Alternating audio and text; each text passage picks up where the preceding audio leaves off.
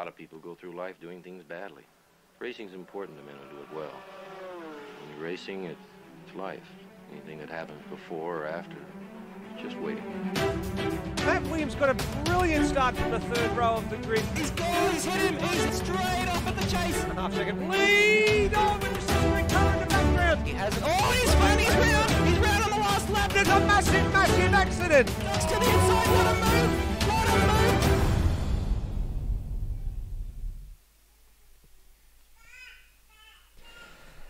Well, hello and welcome everybody to round 6 of the AMS Oz WEC Series for 2018.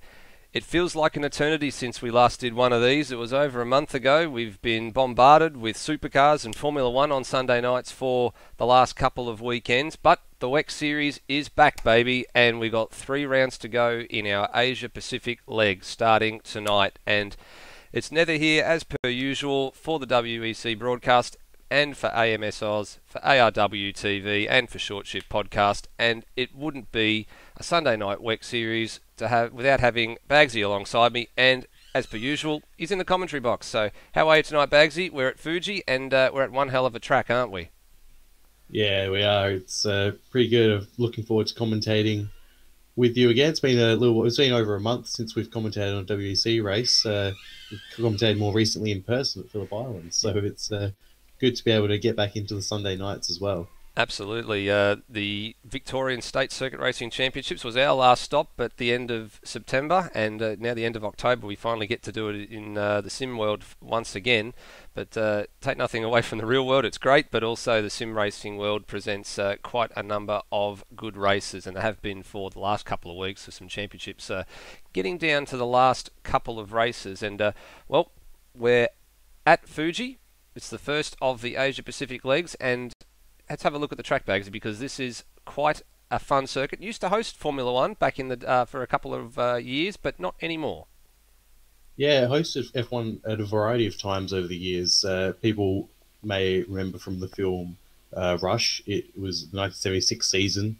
Niki Lauda versus James Hunt battled it out here on a slightly different version of the track. It's been, you could say, neutered, but really made not deadly by the removal of the Daiichi Speedway style, Daytona style banking, which the track was initially meant to be a speedway, hence Fuji Speedway name, but they realized that it was going to cost them way too much money, so they only had the one, which was eventually got rid of, and it's had a lot of evolutions, 6 or 7 evolutions over the years to the track that we have today, running the configuration with the chicane at turn 10. Certainly has, and more recently, in terms of endurance racing, plays host to the 6 hours of Fuji in the real-life WEC, but for us it's 90 minutes tonight.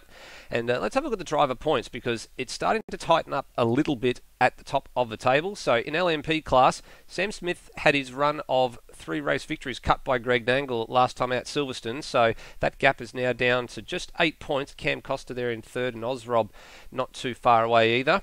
Then we've got Stairs, and Jamie Snow's no longer in the LMP2 class, but Johnny Kirkham and Andy Simpson certainly are, and got a little bit of points to make up there. Over on the GT front, it's a PBF Race Engineering 1-2 at the moment, and they're running away with it, Foley and Boak, but struggling a little bit in practice at the moment, so Wedding and Brock Harvey behind will be looking to make up ground.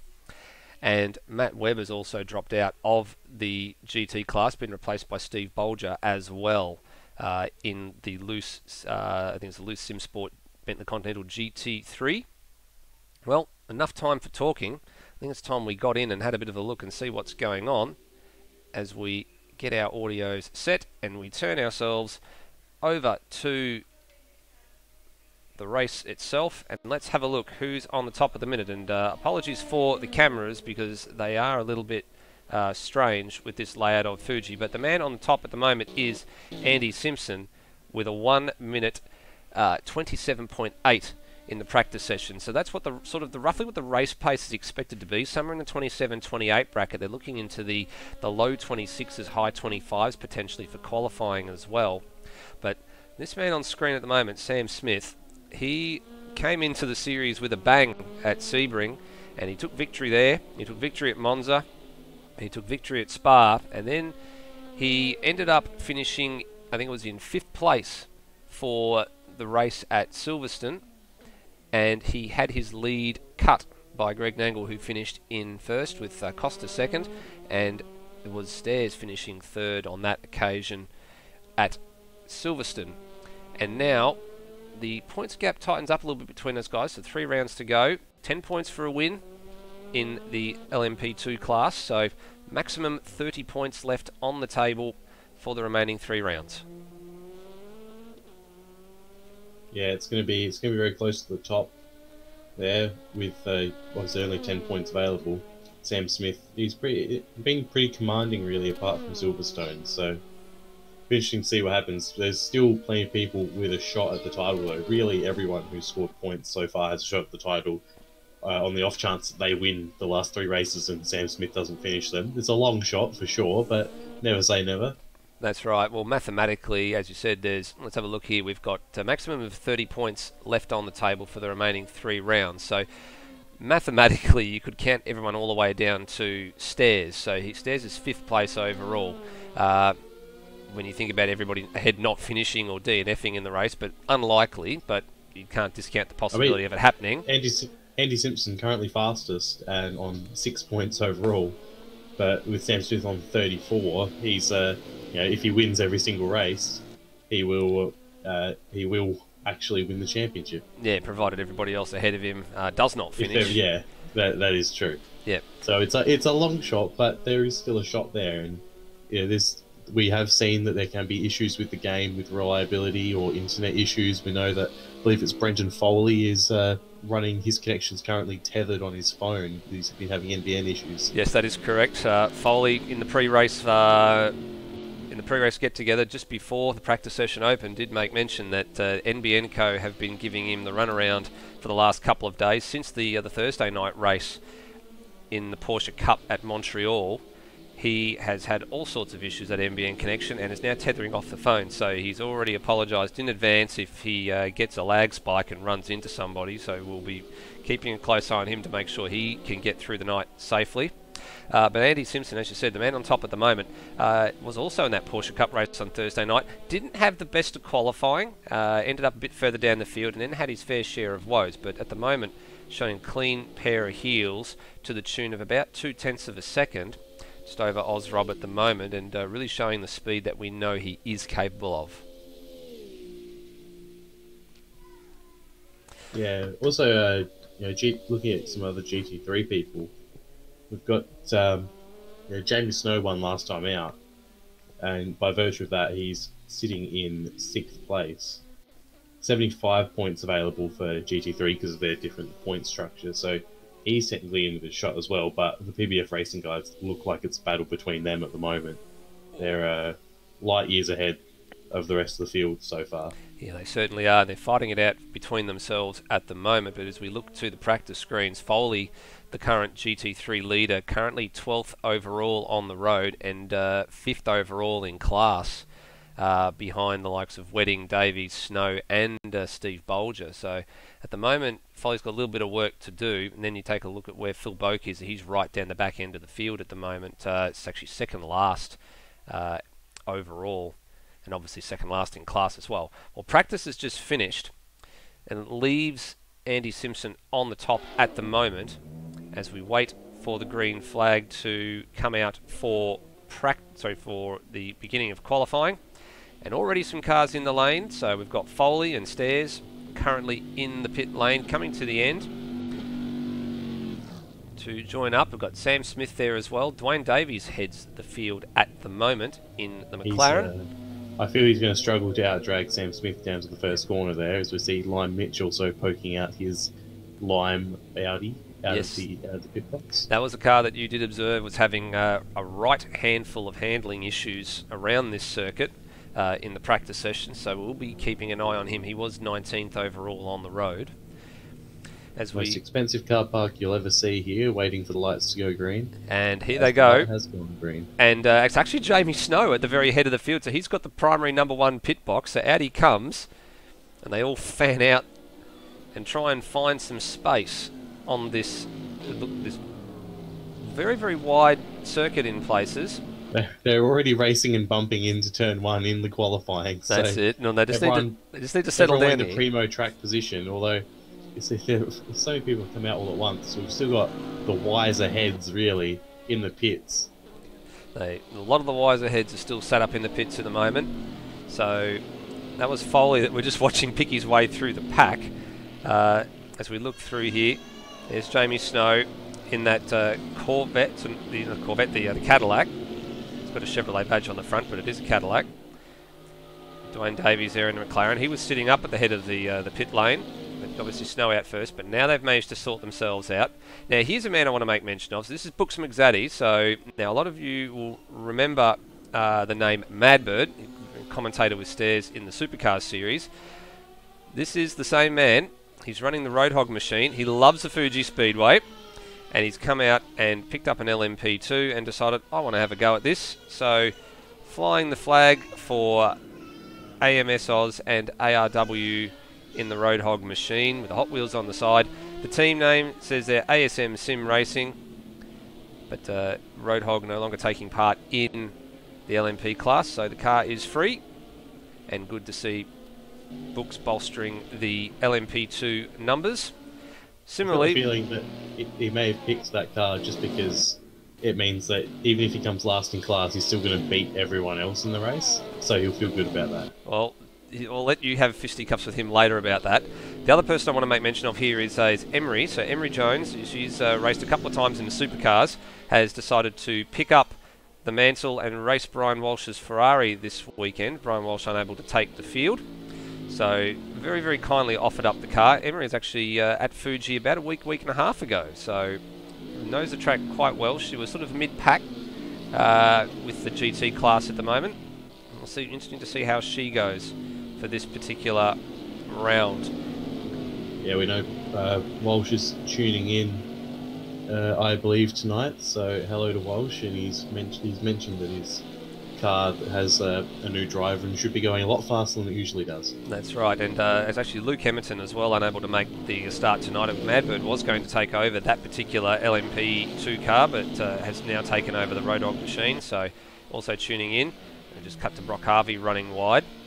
But we're just keeping an eye on things here. We'll go back to Emery and we'll just see how she manages to get this Ferrari round on the first flying lap in the GT class as we wait for some of the times to come in. So Stairs initially to the top in LMP2 with a 130.4, but we'll know that will be eclipsed rather quickly by a number of the other LMP2 classes as the times will now start to come in for GT. Emery to the line and sets a 37.6, so we know that that will be very, very quickly eclipsed as well, as we can see Jamie Snow only a half a second off the 130 time set by Stairs. Actually, sorry, not half a second off that, but we'll go up the order and see where it is there. So actually 6.6 seconds off. This is the hard part with the GT and the LMP2 classes. The timing just gets a little bit out of sorts. Now we see as time has been done down. So Andy Simpson down to business. Now lowers the mark to a 128.4 in LMP2. But as we said before, we expect them to get into the 26s and possibly even a high 25 if they can get it hooked up around this, what is it, a 4.563 kilometre speedway. Yeah, just having a look, Simpson's going faster again. Well, the 128, you think they were faster times in practice, so... Yeah, we were into the 27s in practice, so we're into the mid-27s. So Steve Bolger put his car into 6th overall. It's been immediately eclipsed, though. Matt Williams up there in 5th, 3rd in class. We've just got to wait for all of the LMP2 cars to come through and set their time so we can give you a better idea of who's where in terms of class positions as well as overall. That's right. There's still a few guys yet to leave the pits. So Ozrob and Mike Coulston and Glenn Miles, they're all yet to leave the pits. Ozrob in LMP 2 class, so the other two in GT. As Andy Simpson takes a little bit wider line on the approach to the final turn, turn 16, than usual. You'll get a little bit of a assisted tow here from Brooks McZaddy ahead. He will lower his benchmark as it stands, and he lowers it by nearly a full second. So into the 27s, mid-27s. This is where we were in practice. And Ed Simpson probably be quite pleased with that run.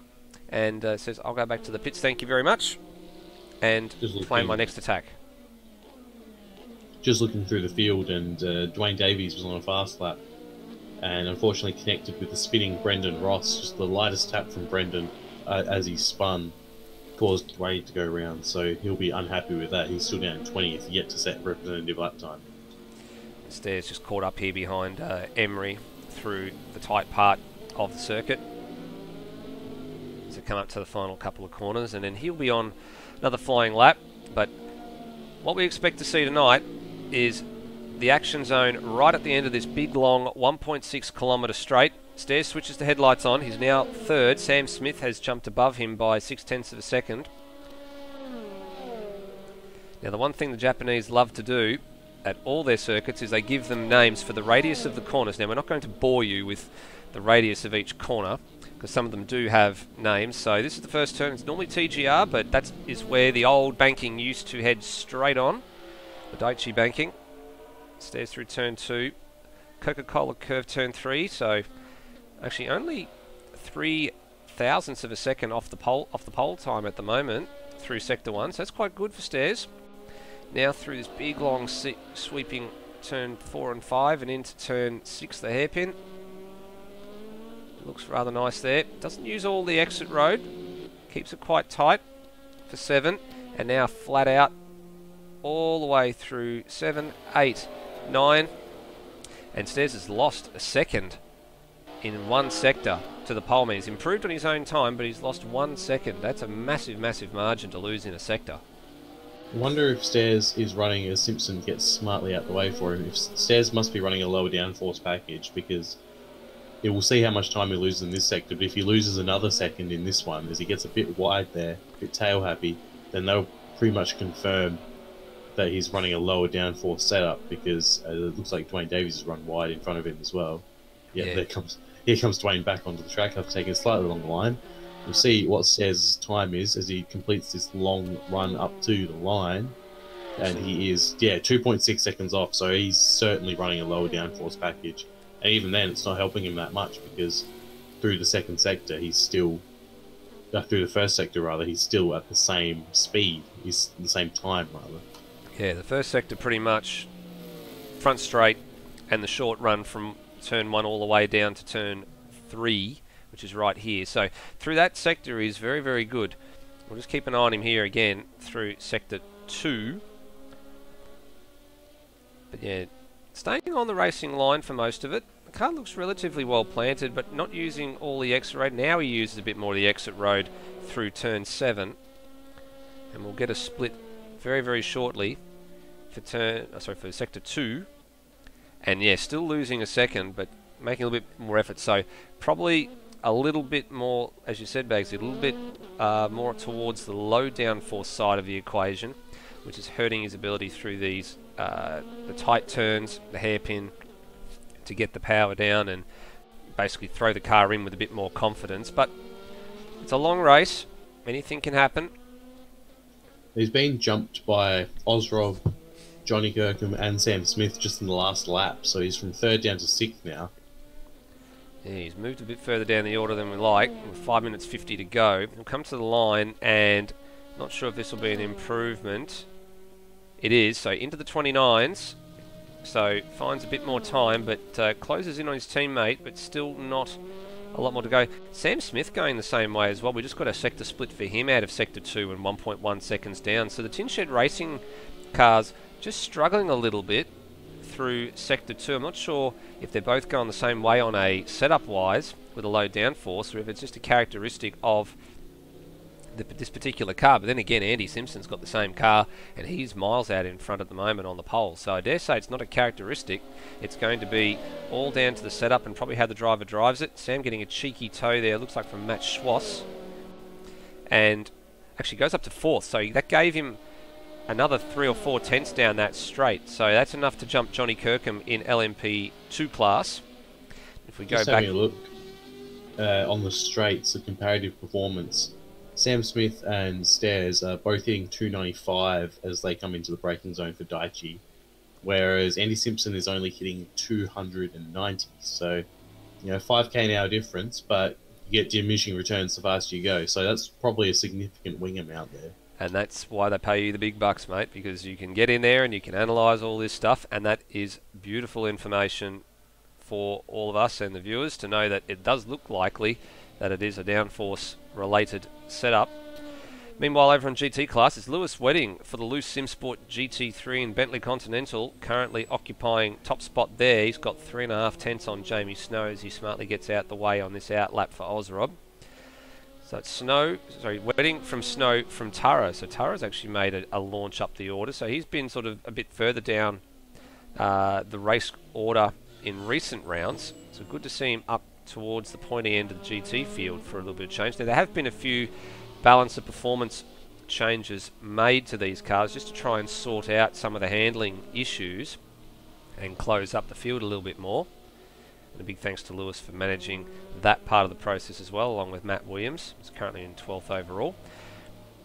Hopefully it'll bring the GT field a little bit closer together. Let's see if we can see anybody else that's on a decent flying lap at the moment. No one's really lighting up the sectors at the moment. Mike Coulston and Glenn Miles are still yet to set times. They're sat up in the pits at the moment. I believe we lost 1 or 2 runners from the GT field as well. We were up to 23 runners for a little while, but not anymore. Let's see, as Lewis Wedding heads down to turn number 1, can he improve on his time? There's Foley a bit further back down the very, very long front straight. One of the longest straights that used to be on the Formula 1 calendar. That honour now goes to Shanghai, having the 1 kilometre long straight. Before that it was Fuji. Lewis, 10th and a half off his PB at the moment through Sector 1. Doesn't use all available road. In actual fact, I'm not sure if he's backed out of this one already. He may have. Yeah, he's backed out of this one already. So Lewis already not happy with his first sector. We pick up Madbird, who's currently being pursued. I believe that's by Johnny Kirkham behind. Going for another flying lap. 2 minutes and change to go in this qualifying session. And Books is actually 1.8 seconds off the PB here. Just struggles to get it stopped for the chicane, turns 10, 11 and 12.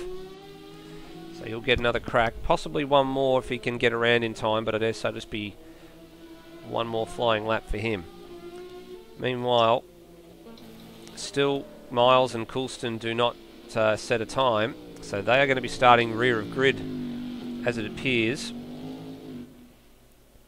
And Phil Boak, so he's currently the last man to set a time on track at the moment. Currently sits 2nd overall in the championship for drivers, equal or right behind his teammate Foley for PBF. And they're dominating the team side. We'll get into the teams championship a little bit later on.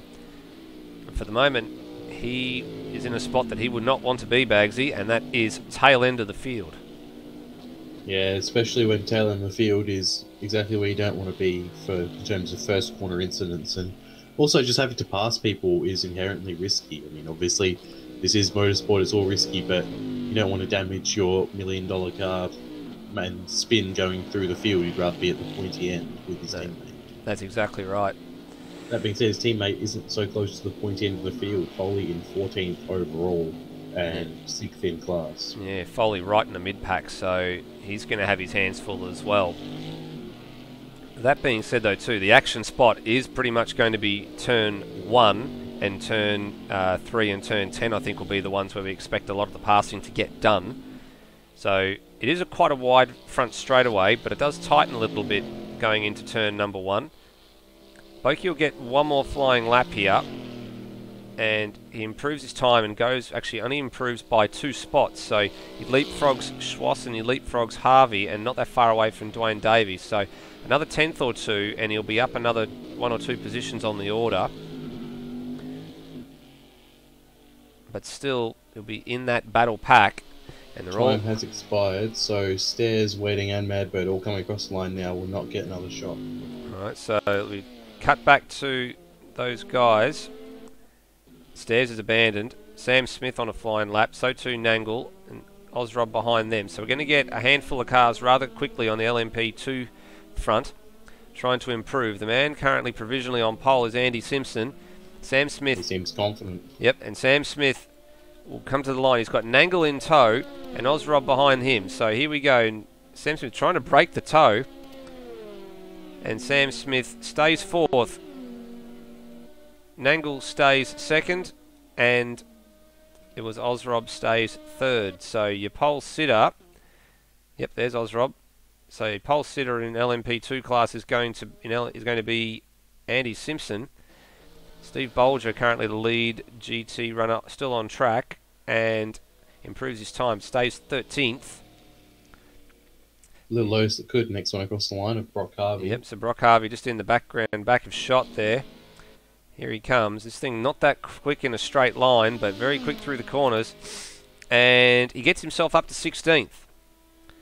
So good job, Brock Harvey, but Boak's right behind him, and Boak stays 18th. So Boak past Harvey, and then Harvey returns the favour. And that is it for qualifying. So, Andy Simpson on pole in LMP2, and Lewis Wedding on pole in GT. So, championship guys that are not so far. Andy Simpson quite a fair bit way out of the championship battle at the moment, but any points is good points, provided anybody ahead of you falls off the road. You could pick up the scraps inevitably and put yourself back into title contention.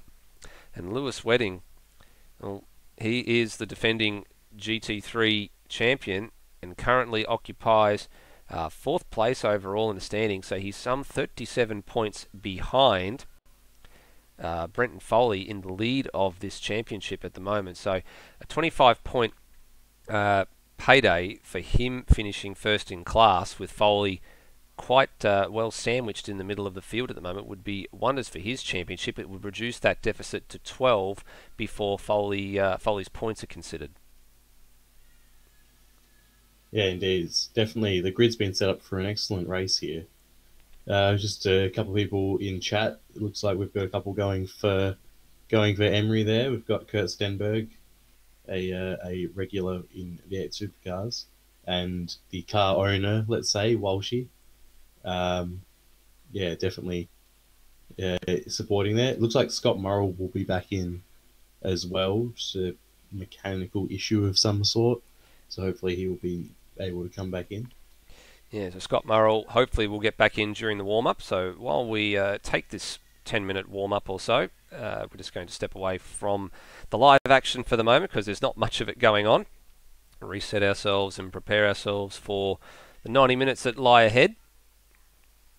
I just want to get it out there as well and let everybody know that planning has already begun for the next season of WEC. Won't be starting up until early in the new year, but the format looking to be retained in terms of the continents, so races in the Americas, races in Europe, races in the Asia Pacific, and actually expanding to a 9-race calendar, so we get 3 in each sort of geographic region, and only one run circuit from this current season is being retained, so it's an all change for the new season, bar one track, and I will leave you guessing as to which one that will be, but there are going to be a few tracks hopefully that will alternate throughout the seasons. The likes of, you've already seen, we've raced a few different tracks over the course of GT and through the course of the WEC as well, and some of those tracks will come and go and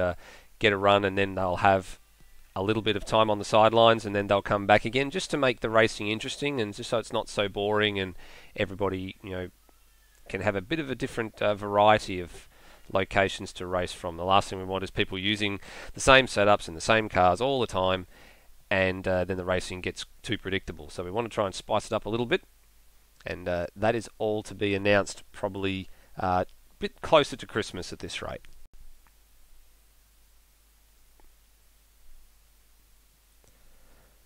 Well, Bagsy, let's very, very quickly digest what just happened in qualifying, and pretty much Andy Simpson maintains his dominance from practice in LMP2 class. So out in front by a comfortable margin in the end. I think it was close to 7/10 of a second, so he was a little bit unsighted for the back part of qualifying, but nonetheless he's on the pole, and if anything to go by with his performance out of in Spa, where he finally got it all together, he is looking set to probably run away with it today. Yeah, who has to be cautious though in calling anyone being able to run away for anything, because you never know what can happen in racing. We saw last week with the Bathurst race that really anything can happen and any amount of people can drop out. So I'd be cautious to call it for Andy Simpson before we've turned a lap in anger. Yeah, you're right to do that, and we can only go on what we have seen in the last little bit, but as you're right, anything can happen. There's back markers to come across that don't get out the way. There's all sorts of mechanical failures, silly mistakes. They all can add up, and they can all cause problems at any point in time during any race.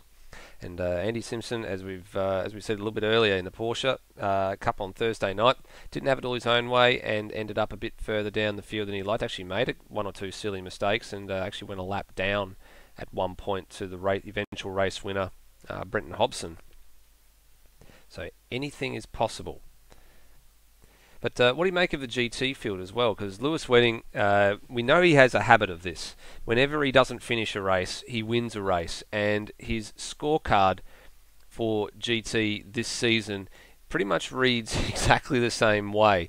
If we look to what's happened here, so did not finish Daytona, won Sebring, did not finish Monza, won Spa, did not finish Silverstone. Do we call this one now and say, well, he's on the pole, he's going to make it, the trend is going to continue, or do we let this one pan out as well? Well, if history has any indication, then he will certainly get the victory today, and there's really nothing anyone else can do about it, so they might as well not even start. But you never know, it's a fickle thing. We've had, apart from Lewis Wedding, there's been no repeat winners in this series for GT3. Foley, Boak, and Snow are the other people who have won in the event that Wedding has DNF'd. So if we assume that Wedding has good reliability, he'll probably win GT3. But if he DNFs, who knows who it could be? Foley's come second the last two races to Wedding and to Snow. So he's probably keen for another win because his first win was at Daytona back in the first round. So it's been a couple months since he's tasted victory in the GT3 series. So he'll be hoping that some people fall off the road in front of him and his race pace is a bit better. Yeah, you're absolutely right there. So the one thing that Lewis Wedding needs to go his way is for the cars that are ahead of him in the championship to have a bad day. And as it stands right now, if you have a look at Foley's statistics, the worst finish he's had is 7th at Sebring. So he's had a first at Daytona, 2 seconds at Spa and Silverstone, a 4th at Monza, and a 7th at Sebring. So 7th being his worst result. For his teammate, his worst result is 4th, but he did not race at the Spa event. So that was filled in. I believe Jamie Snow actually filled in his car in that particular instance, but the points obviously not accruing to the driver. The points only accrue to the team. But as it stands there's only 17 points separating the two teammates from first and second, but hot on their heels Brock Harvey and Lewis Wedding, and to a degree Matt Schwass as well. Those three guys only separated by 5 points in the pursuit of the PBF pair ahead. Yeah, got to say, Brock Harvey doing a very excellent job of putting that Lotus.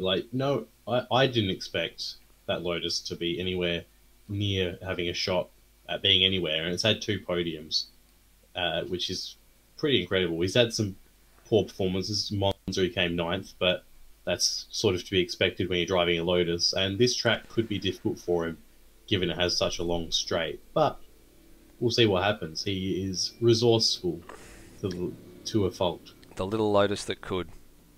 It's like the little engine that could. The little Lotus just keeps going and keeps going and keeps going. So we will see exactly what he can do. Hopefully he can manage to pick up a few more positions during this race.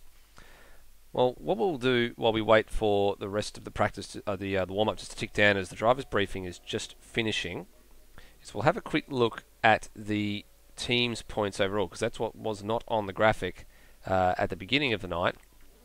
But as we have a look to the team's classification in GT, it's pretty much a done deal in terms of that particular title, as long as the guys ahead stay on the road. So the PBF Race Engineering guys are on 168 points overall. So that's Foley Boak, and to a degree it's Jamie Snow for the points that he actually accrued at Spa when he was racing Phil Boak's entry. And then you've got the Loose Sim Sport drivers, Lewis Wedding, Matt Webb's contribution, also Steve Bolger's contribution as well. They're on 97 points. Then third overall is the Matt Harvey Repair and Tune duo of Brock Harvey and Mike Coulston. They're on 59. So there's your top three in GT, and then you've pretty much got all your privateers behind that, with the exception of the FCR guys in Devonish, Hall and Keane. Those guys actually are not racing at the moment in GT. But then we start taking a look at the LMP2 classification, and it's the Tin Shed Racing pair of Sam Smith and Stairs ahead on 46, with the FCR stable teammates of, well, at the moment it's only Greg Nangle behind on 38, because Matt Williams, David Keane, Heath Dixon have all raced in those cars over the course of the season, but not all of them have picked up points. And then Cam Costa in the privateer entry, the Cam Costa Engineering on 26. Cam Costa also was equal second overall on the driver classification, and was only behind by virtue of the fact that he does not have a race win to his name. He has 2 seconds and a third and a fifth, whereas Nangle has a first place finish at Silverstone. Therefore he would be in second on a count back. But Cam Costa not around tonight, Bagsy. It's a bit unusual. He's usually quite a reliable and quite an interesting sight with the pink car, the pink Lola, not out there. Yeah, hearing some rumblings in the paddock of disturbances between people, and that may have led to him not being able to participate today, but we'll be able to bring you more as the story develops. Yeah, I'm certainly heard the same sort of rumblings, but we need to let them all pan out, I guess, and find out if rumour becomes fact before we say too much. But that's what we're hearing at the moment, unconfirmed, but that's what we're hearing. As we wait out the remaining bit of the practice, we've only got 30 seconds left to go, or just under 30 seconds left to go in the warm-up session as just we flick back. Sorry, Johnny Kirkham will be starting from the pit lane. Okay. So, due to use of text chat during qualifying, I believe. All right. So we have that is part of the driving standards manual that is here for AMS Oz. That if you do use the chat during any session outside of practice, then you do cop the wrath of the stewards. So that has been determined. So that means he will have to wait until the field exits turn 2 and 3 and gets down to the end of sector 1 before he'll be released. So he will be somewhat about 20 seconds behind the field. He'll be allowed to sit at the head of the pit lane, but he will not be able to exit the lane until he gets the green light, and that would usually happen as the field crosses the sector 1 timing split. Also means that he has to get through all the GT3 cars that are going to be battling each other in the first few laps. So that's definitely not going to be helpful either, because they're not expecting to be overtaken by an LMP2 car so early in the race. No, that's right. Scott Murrell has made it back in, so good to see Scott. There he is on the grid there, the Blancpain Porsche on the left of shot. And Scott had been singing the disappointment of that Porsche package, with it not being a competitive enough package, so hopefully some of the BOP adjustments will bring that into line a little bit more, maybe a little bit of a weight reduction or so, just to smarten that car up a little bit. Perhaps he should have considered not driving a Porsche.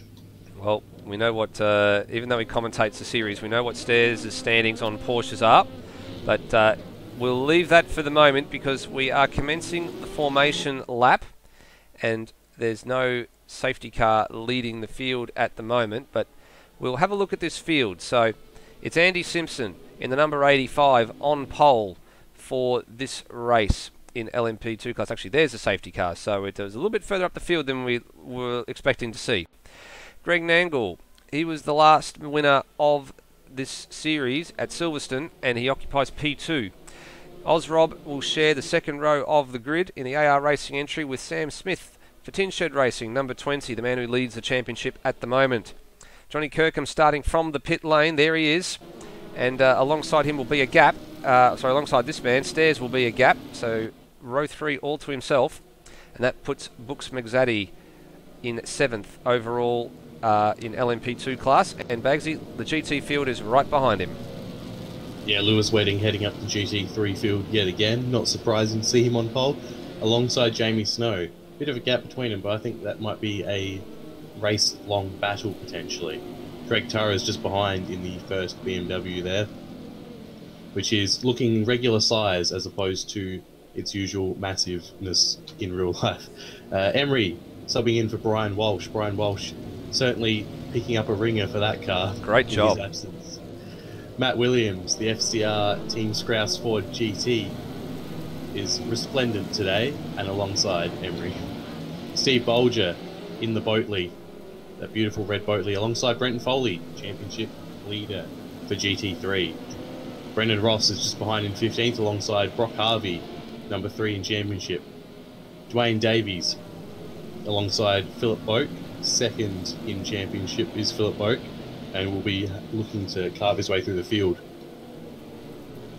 Matt Schwartz, technical difficulties meant he couldn't qualify, but he is still there in 19th, ahead of Scott Murrell and Glenn Miles, who were not unable to qualify, but who didn't qualify. Same for Mike Coulston as well, did not qualify. Safety car is in. Andy Simpson controls the field, and we are set for 90 minutes, and Simpson goes early. So goes very early, caught the field napping. I'm not sure if that was expected, because usually it's hold the field until the line, but nonetheless he jumped them and gets a couple of car lengths advantage. Nangle goes defensive and Sam Smith, and behind him Ozrob just hangs it around the outside there. So Nangle retains second, and Ozrob just getting onto the curbs there. That allows Sam Smith to buy in as the LMP2 cars streak away. Ozrob will retain third. Sam Smith hangs on to 4th, Stairs 5th, and Books McZaddy, or actually we should just say Madbird because that's who he is in 6th, and Johnny Kirkham has been released. Yeah, it looked like because the line is so much further up compared to where they actually grid up, that's why Simpson went so early, because the green flag drops a lot earlier. It seems like that caught a lot of people out. Back in GT3, Emery and Matt Williams having a ding-dong battle in the first lap. They've been rubbing several times. And look who's on the outside. It's Foley on the outside of Matt Williams as well. So they're going to go side by side, and Matt Williams having a look on the inside down here into turn 10. A little bit of a lock-up as well, but Emery manages to hang it on. And this is a really, really tight GT field, and ahead of them, it's Wedding, Snow and Tara are doing their best to disappear with this 7-car train headed by Emery. It's a 10th right through down to about 16th or 17th is line astern as they come through this technical section through Nets, and now through the Panasonic, the final corner, turn 16, and onto this front, really big long front straightaway. And this is where the danger is going to be, because it's turn 1 where we expect the action to happen and where the passing to get done. I feel the feeling Tara might get a bit swamped here, because all these people behind him are going to be slipstreaming each other, but it looks like out of all of them, Ross has the best slipstream so far. He's got up right behind Bolger. Further up, it looks like Tara has gone defensive despite not quite having Emery right behind him, and he's gone deep as well, which has led Emery back underneath. But Tara with the better drive off the corner. Well, Emery going to try and hang around the outside here, but no, falls back into line. But that field stacked up very, very quickly into turn number 1. But they all behave themselves. So a clean first lap for everybody. And we now look to see where Johnny Kirkham is. So he's only gotten past Glenn Miles at the moment. Back there, a little bit of a touch. Oh, Matt Williams with a tank slapper.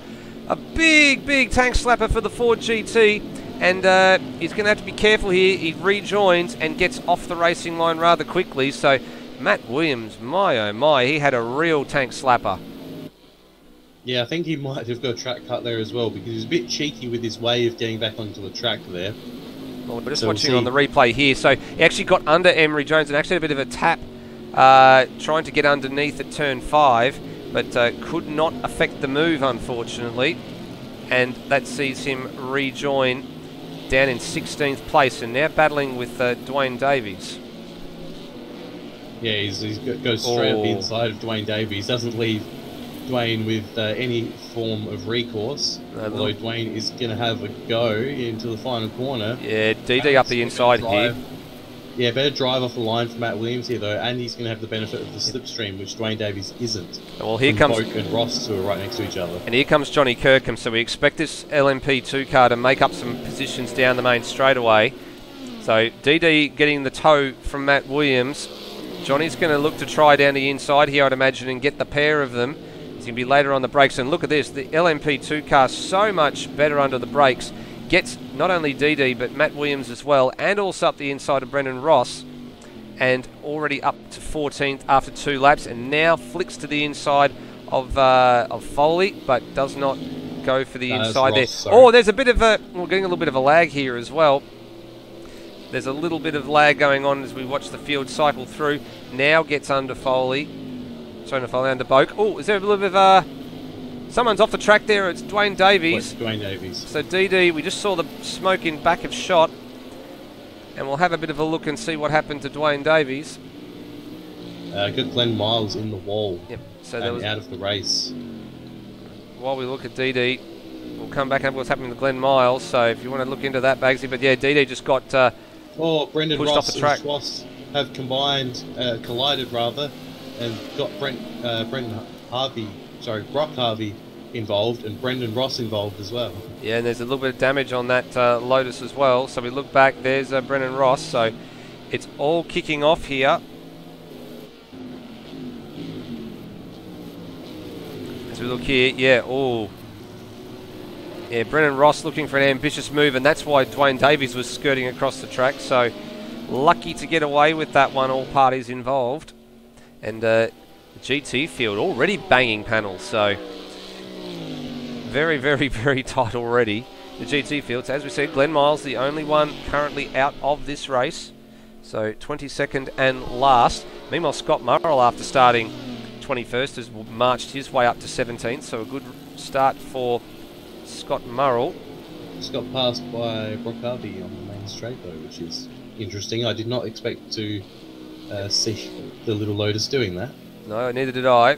Meanwhile, Johnny Kirkham up to 12th place and battling with Brenton Foley. And now moves up to 11th. Foley spun. Foley spun. So Foley has spun. Let's look at this, pick up where Foley is. There he is. So coming back on at turn 6. So Johnny Kirkham had got down the inside of him. Oh, and Johnny had a big tank slapper as well. That's why the positions had changed so rapidly.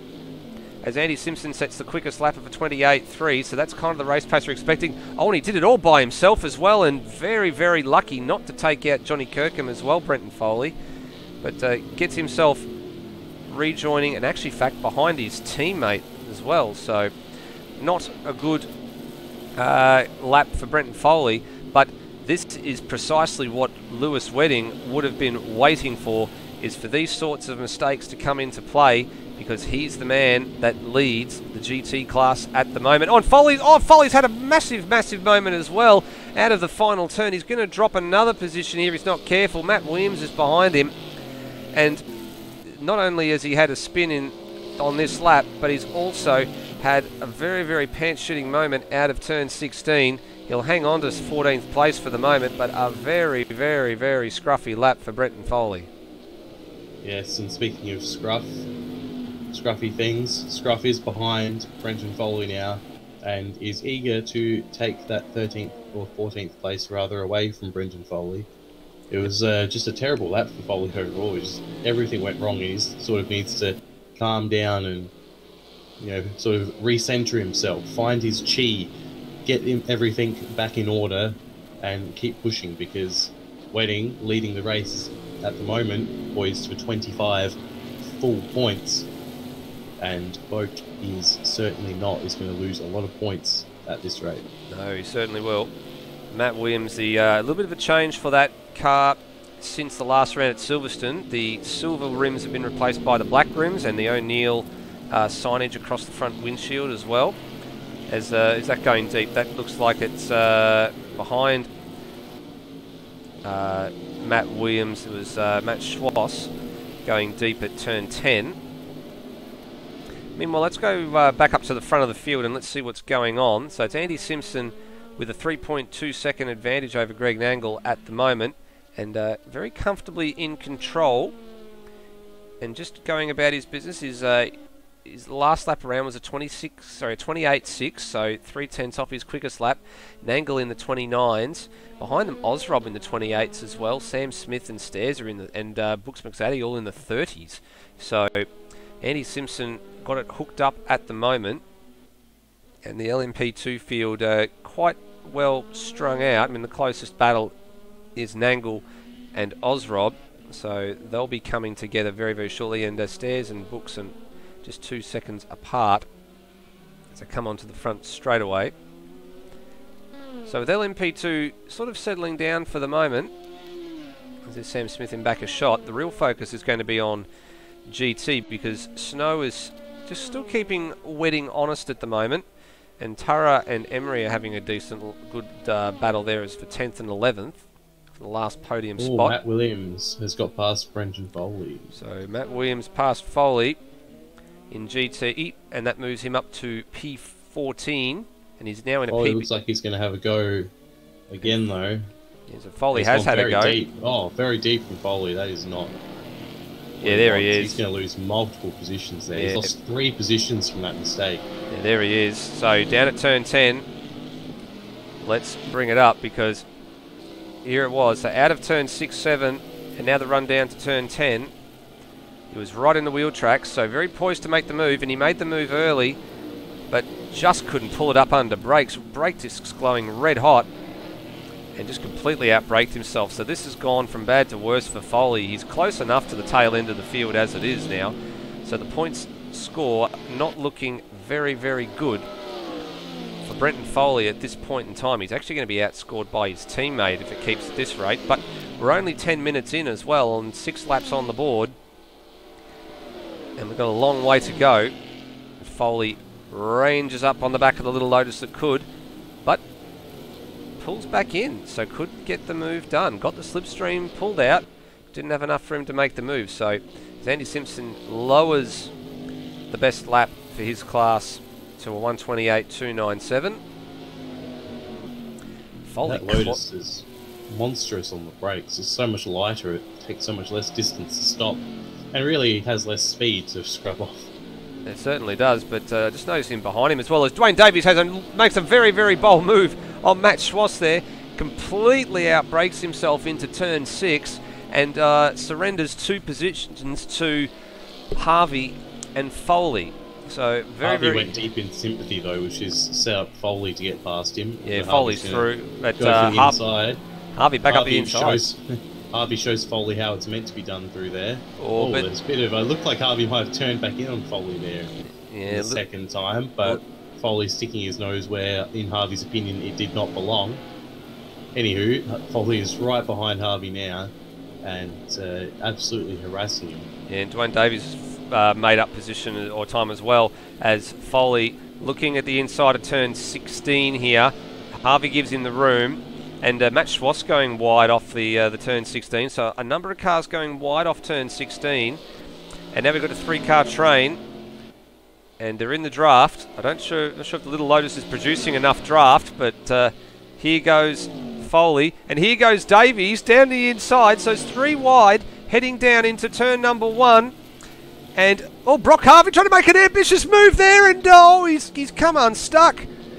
A very, very ambitious move, and he came completely unstuck, and now he's just going to have to sit there and wait for this field to go through. I'm not sure if that's Harvey's night done or not, but that was certainly a very ambitious move. As we bring it up on replay for you, he was on the outside and decided he would have a go under brakes and switch back. I don't know whether or not he actually tagged the back of Dwayne Davies in that move or not, but... I was on board with him, and he just didn't. He was a bit ambitious, pulling to the left there, and just overcorrected going to the right, and had a very underwhelming spin into the braking zone. Well, he's still on the track. He's still on the track there, and the car's dead. So we just heard Brock Harvey come on the team radio saying it's dead. So looks like Harvey's night is done. We've also lost Johnny Kirkham in that last minute or two as well. So he got all the way up as high as I think about 12th and has retired from this race, as Andy Simpson is now starting to put GT cars a lap down. He's already put 6 cars a lap down, just getting past Matt Schwass. Next set of cars on the radar are going to be Boak and Williams. Looks like we've lost Mike Coulston as well. Right, so that's unfortunate news for the Matt Harvey Repair and Tune squad. No points for either of the Little Lotus pair. And we've already lost 4 runners inside the first 15 minutes out of the 22 that started. So not a good strike ratio at the moment. Just trying to go back to see what happened to Johnny Kirkham, because he seems he disappeared on lap 7, so a couple laps ago now. He just made it through the whole GT3 field. So he actually got up a little bit higher than the 12th place, which was the last time we saw him. As Andy Simpson, we're just watching, continues to put GT cars a lap down. He's now past Matt Williams. Next target will be Steve Bolger, Emery and Turra, followed by Snow and Wedding, and then it'll be through the entire field. So Simpson, his gap is coming down as he negotiates the traffic. He'll be the one that wakes up all the traffic, and Nangle behind him doing his best to take advantage. Boak's just run into Nangle there. So Nangle was behind, and he just put Boak a lap down as well. So no harm done at this rate.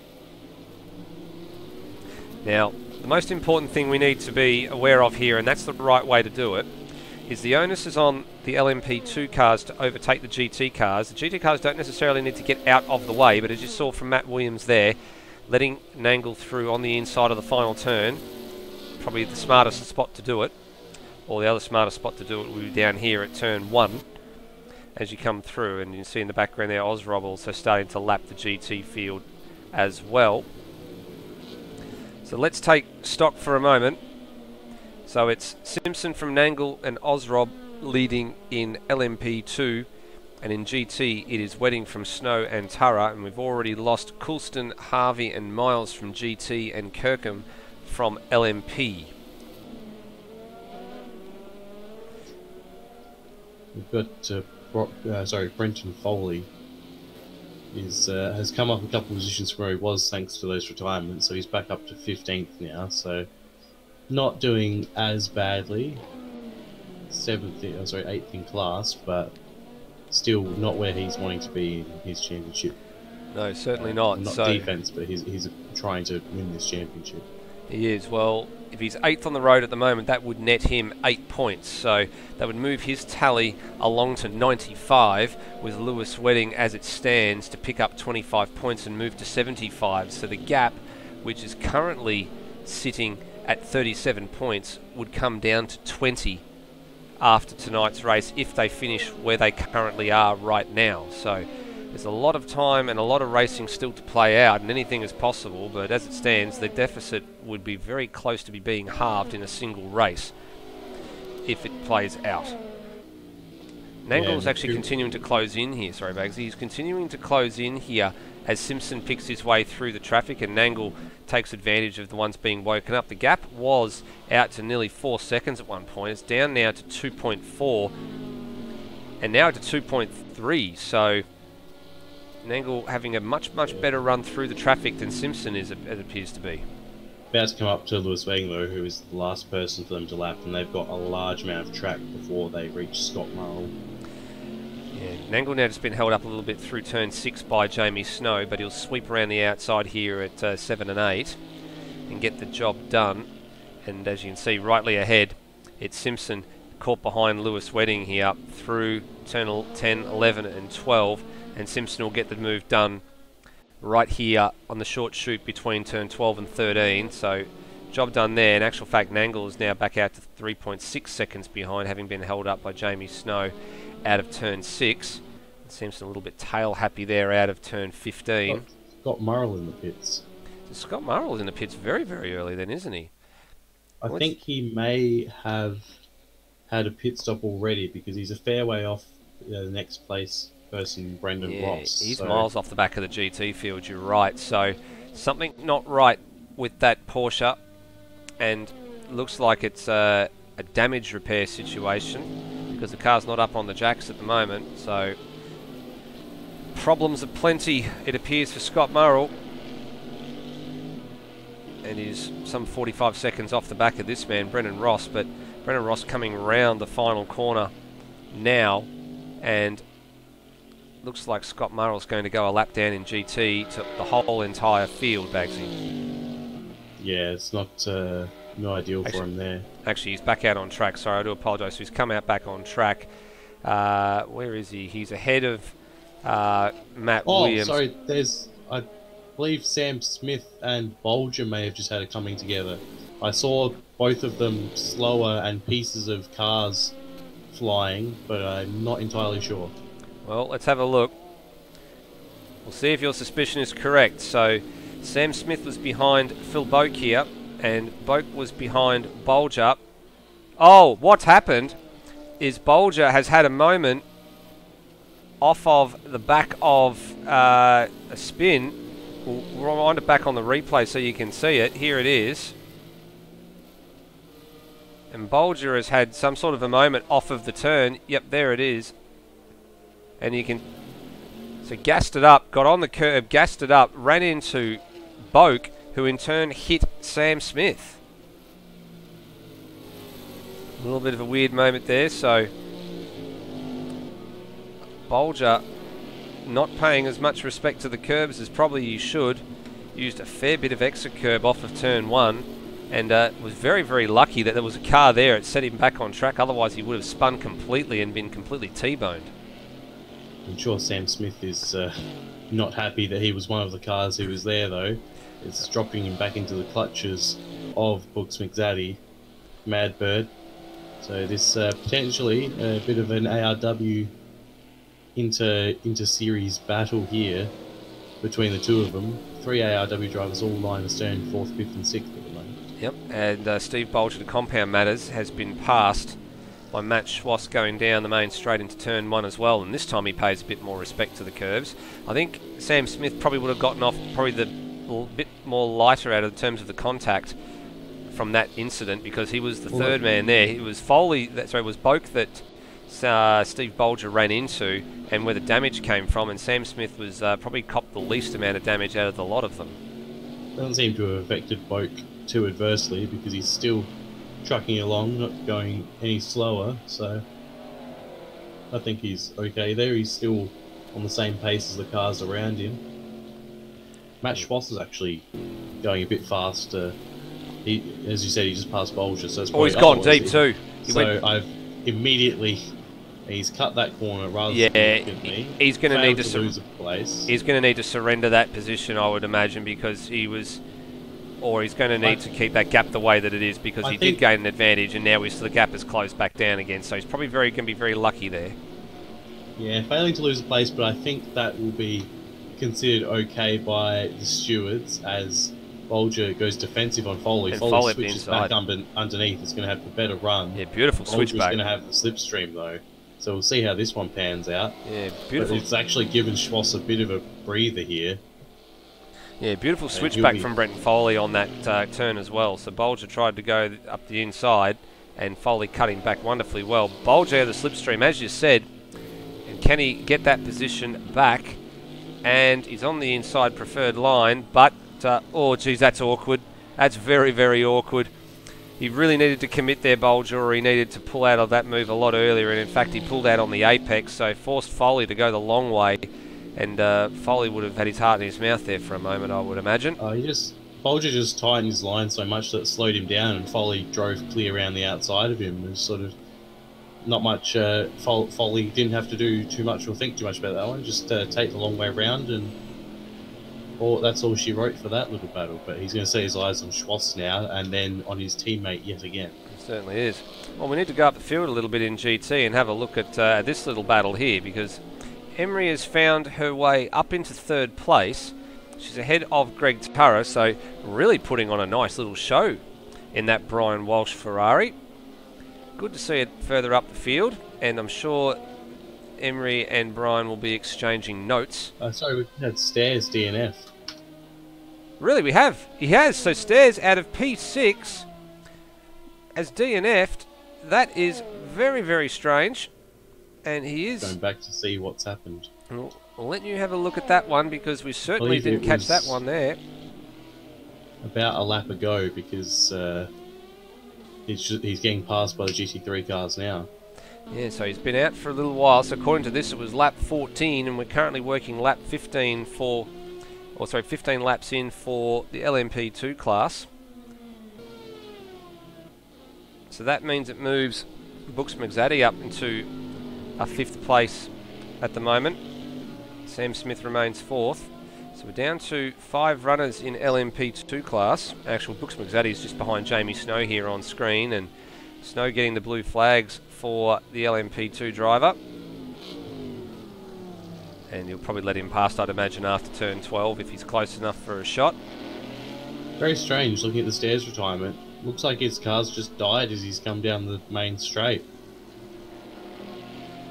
Oh, he'd been passed by Sam Smith already, so I'm not sure if it was a problem further back. I'll have a look, but it was very, very interesting.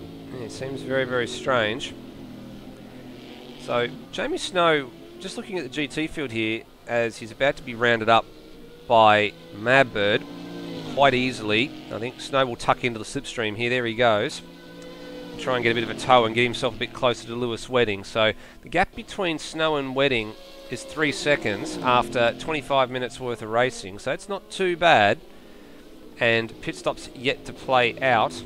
Emery a little bit further back, nearly 10 seconds further back of Snow in 3rd, having a lonely race at the moment, and then a further 8 seconds back to Matt Williams in 4th overall. Boak 5th.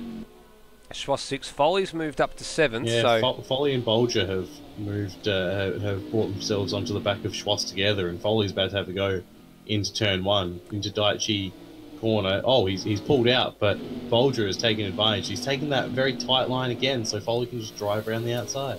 Yeah, he does. So at the moment, as it stands, Foley in 7th, and he would net him a further point. Gets him 9 points as opposed to 8. So to give him an extra points advantage if Wedding finishes in the lead of this race, but it's not over yet. Just went back to check on the Stairs retirement. It seems that coming into the penultimate corner, he got on the power a bit too early, while as Bolger has a bit of a moment there in the hairpin. He got on the power a bit too early, overtaking Tara, and spun into the wall, and it seemed he was just testing out the car. And Foley having a go Foley here. goes Sorry up the inside of Schwass. That is very ambitious from Foley, and he's going to let Schwass take that position back, and rightfully so. Yeah, a bit clumsy, clattered the curb a little bit and just sort of clattered into the side of the BMW, but no damage done. He's very, very close on the rear bumper of this BMW as well, Foley. Looking to go around the outside. This corner here where Stairs lost it, and then he gave up on it down the straight. Must have been too much damage. Well, that's all she wrote. We did say can be a repetition. Oh, it's Foley very, very sideways out of the final turn, and that's going to cost him time to Schwass ahead. And Davies pits behind. Davies pits behind. So first of the GT runners in for what we would expect to be a proper stop. So it looks like it's going to be a 2-stop race. The GT class at the bare minimum. Yeah, Foley lost a lot of ground. In actual fact, Schwass gained enormous amount of time on his teammate Boak, and had a late move there at the inside, and very, very awkward. Pulled out of the move, and now that lets Foley have another nibble down here at turn 3, but Schwass the defensive line and forces him the long way around and forces Foley to back out of it. This brings Bolger back into the equation, and Foley down the inside of Matt Schwass, and Schwass trying to hang it with him around the outside of turn 5. Won't get the move done. Foley keeps it there. Gets... and there's been a contact. So contact, just ahead of the race leader in LMP2 as well. That was very, very, very close. Steve Bolger got into the back of Matt Schwass just as it was being rounded up. Let's have a look at this again on the replay. So here comes... So Foley's already up the inside of Schwass here, and Bolger's trying to buy in. Schwass goes for another bit of a move, outbrakes himself, and then Bolger just clattered into the back of the BMW and right in front of Andy Simpson, and Andy Simpson would have had his heart in his mouth for a few seconds there, Bagsy. Yeah, he certainly would have. It seems like the tyres are starting to get away from all of the GT3 drivers here. They're starting to skate around quite significantly. The LMP2 cars aren't having that issue yet. As we see Polger come into the pit, so he's realised that his tyres... Yeah, very late call. Schwass has had a big moment out the final corner as well. Yep. He is going to come in for tyre. No, he's not. He's just straddling that line. Yep, so very, very late call as well for Bolger to come into the pit. So hopefully the crew are ready for him there. So pit stop's now starting to shake out. Simpson's gone deep in the first corner and slow and in the gravel and stopped. What has happened to Andy Simpson? Something has gone horribly, horribly wrong for the race leader, but he's trying to get himself out of the gravel trap, very, very thick gravel trap, and he's got himself going. Well, well, well, what on earth has happened to Andy Simpson? So, yep, braking, just went straight on, and very slow, so maybe a technical issue of some nature. Maybe it could be a game freeze or something going on, but nonetheless, Andy Simpson... very, very strange sort of an issue there. But he's got himself going again, but he's dropped position to Nangle and Osrob. So now Nangle has a 10-second advantage over Osrob, and Simpson 3.5 seconds behind in third, and time to make up. Looks like a gearbox issue of some kind for Andy Simpson. Just looking at his dash as he came into the corner there. He hit the brakes, and then the car was changing from 4th to 6th to neutral to 4th, and then eventually in reverse as he made it to the gravel trap. So I'm not sure. He must have just kept the clutch in, rolled it in, and tried to reboot it, essentially. Well, he's very sideways out of turn 15 as well, but mark that one on your scorecard at home. We'll be looking to have a chat to Andy Simpson if he finishes on the podium at the end of this race about that Matt little Williams incident. In the pits with an hour to go. So Matt Williams, as well as Brooks McSaddy. So splitting the race into thirds, it would appear. Simpson slowing down. Looks like Simpson's slowing again, but I could be wrong here, Bagsy. But correct me if I'm wrong. But looked a little bit slow down that straight. He is a lot. So he was only 250 k's an hour as he came into the first corner. Yeah, something's wrong. Something's wrong with that car. It was certainly did not. It got to a point in time on the front straight where it just seemed to hit a limit where it usually would not be that slow. And in actual fact, he's dropping time to Osrob as well. So he dropped another 3 seconds this lap around. So something wrong with the Simpson-mobile, as Homer Simpson would say. He seems to be really struggling with the rear at the moment. So it doesn't seem to be that his tyres are going away, because they're still quite good in comparison to the people around him, and a lot better than the GT3 cars, that's for sure. So I'm not sure what's causing this issue. Speaking of GT3 cars, Nangle is starting to lap the GT cars as Emery pulls off to go into the pits.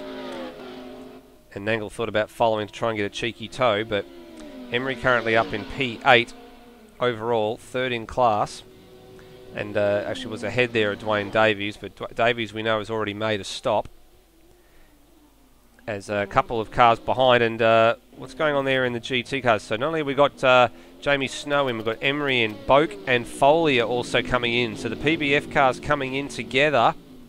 So it looks like this race is going to be a two-stopper for everybody at this, as it seems. And the pair of Corvettes trundle down a pit lane. And where's Foley's pit? Because he's looking for his pit. He's very slow going into the pits. I don't know what's going on here. But finally finds his pit I wonder bay. if he's low on fuel. Maybe. Very possible. Nonetheless, they're all in there. And Lewis Wedding continues to lead. So Snow, Emery, Foley and Boak, so P's 2, 3, 4 and 5 and GT are in the pits. And this man, Lewis Wedding, continues to soldier on. Now we're talking that the fuel burn in the GT class is somewhere in the realms of about 6.3 litres a lap. Snow's back out, Emery's moving. Matt Williams has pit the lap before, so see if he manages to gain any positions from this. Yeah, well, Matt Williams is just ahead on track of Lewis Wedding, but obviously one lap behind, or close to being one lap behind. Wedding will have to make a stop very, very shortly. Andy Simpson's back on the pace. He just had a purple middle sector and a very fast first sector, compared to his last lap there was a 1:31. So he had 2 poor laps. So I'm always wondering, we are coming up to a time where we're expecting them to pit. Well, speak of as that. comes into the pits. So Yes. you reckon he might have just been fiddling with his pit menu, trying to get that going on the straight, and then realised he was running out of straight to do it in? It's a very real possibility, and it wouldn't surprise me, to be perfectly honest with you, if that is the case, because we have seen a few drivers in the other series fall victim to the same problem, haven't we, with fiddling with pit menus. And I think Brenton Hobson, if memory serves me correctly, has had that particular drama before. We've also seen Andy Simpson not being able to effect a pit stop properly. Matt Schwartz has had a spin out of the first corner. Just back to that point, it was in the GT series before it became the WEC Series when we were at Spa, and Andy Simpson was in the Audi, and he wasn't able to change tyres. So he was able to change fuel, but not, or able to get the fuel to go in the car, but not change tyres. So it wouldn't surprise me if he's had some sort of gremlin along those lines. And nonetheless, he's moved back up to second place by virtue of Osrob coming in for his stop. And it looks like Lewis Wedding is preparing to come in this lap as well. So that'll give Matt Williams a breather. And Nangle, no, not coming in, just rounds up Matt Williams there. And in back of shot, there it is. Lewis Wedding, your race leader in GT, is in. Where's Jamie Snow in this? So Snow is on his way. He's on his at turn 3 at the moment. So we'll see if Jamie Snow can make a gain, because that gap was hovering around the 3-second mark for most of that first stint. All the guys that stopped in that previous tour. Is in as well. Yep, so all those guys that stopped in the previous tour, you can see them in back of shot. So that's Foley, Boak and co. They're all going through to get their lap back on Lewis Wedding, so they won't be hot on his tail when he comes out, but they will be at least on the same lap. As Sam Smith has a bit of a moment out of the final corner. We could see that in back of shot. Because it's such a fast lap, you almost pitting almost loses you a whole lap in terms of just position on track, because it's a minute to a minute and 10 for a pit stop, and a lap being, you know, anywhere from a minute 30 for the LMP2 cars to a minute 38ish for the GT3 cars. It's you've got to be careful about when you pit. That's right. Not only that, Bagsy, it's also a case of, because it's such a short lap as well in terms of pace, feeding back into the grid at an appropriate point as well. The timing of that's essential, because the last thing you want is to be fed back into a battle just after your pit stop with cold tyres, and then you have to not only warm them up, but you've also got to navigate your way past the battles as well. Of forming back into a battle, Wedding has between him Andy Simpson and Osrob. Andy Simpson has jumped Osrob in the pits there. Yeah, on track he's jumped him, but obviously he's still a lap down, but he's come right back into the thick of the LMP2 battle. And you can see he's getting blue flags for Osrob, so Osrob's still one lap in front. But Jamie Snow is behind and has not been able to make much of an impression on the gap, so it's still around that 3.5 second mark, so hasn't been able to make the undercut work in that first series of stops. Meanwhile, the race leader is still in the pits. Yep, Sam Smith coming in, and Nangle will be coming in this lap by the look of it. So Sam Smith in, managing to stretch that fuel out quite nicely, Sam Smith, even though he's been off the pace a bit. But your race leader currently negotiating turns 10, 11, 12. Now the short shoot up to 13, and he will be in this lap as well, and that will then cleanse the field and we'll work out where everybody sits. So certainly 2 stops for the GT3 cars. If we had a safety car though, you could see the LMP2 cars potentially making a 1-stop work. I tend to agree there.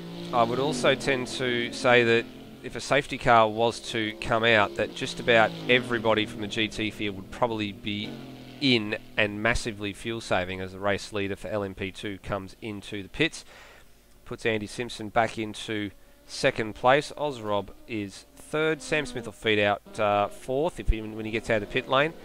And Brooks McZaddy fifth in LMP2. That's how the field will eventually sort itself out, if it all goes according to plan. In actual fact, Brooks McZaddy round the final turn, Sam Smith out of the pits. So, and there's Greg Nangle currently in the pits as McZaddy gets his lap back. And Nangle will be stationary for a little bit longer.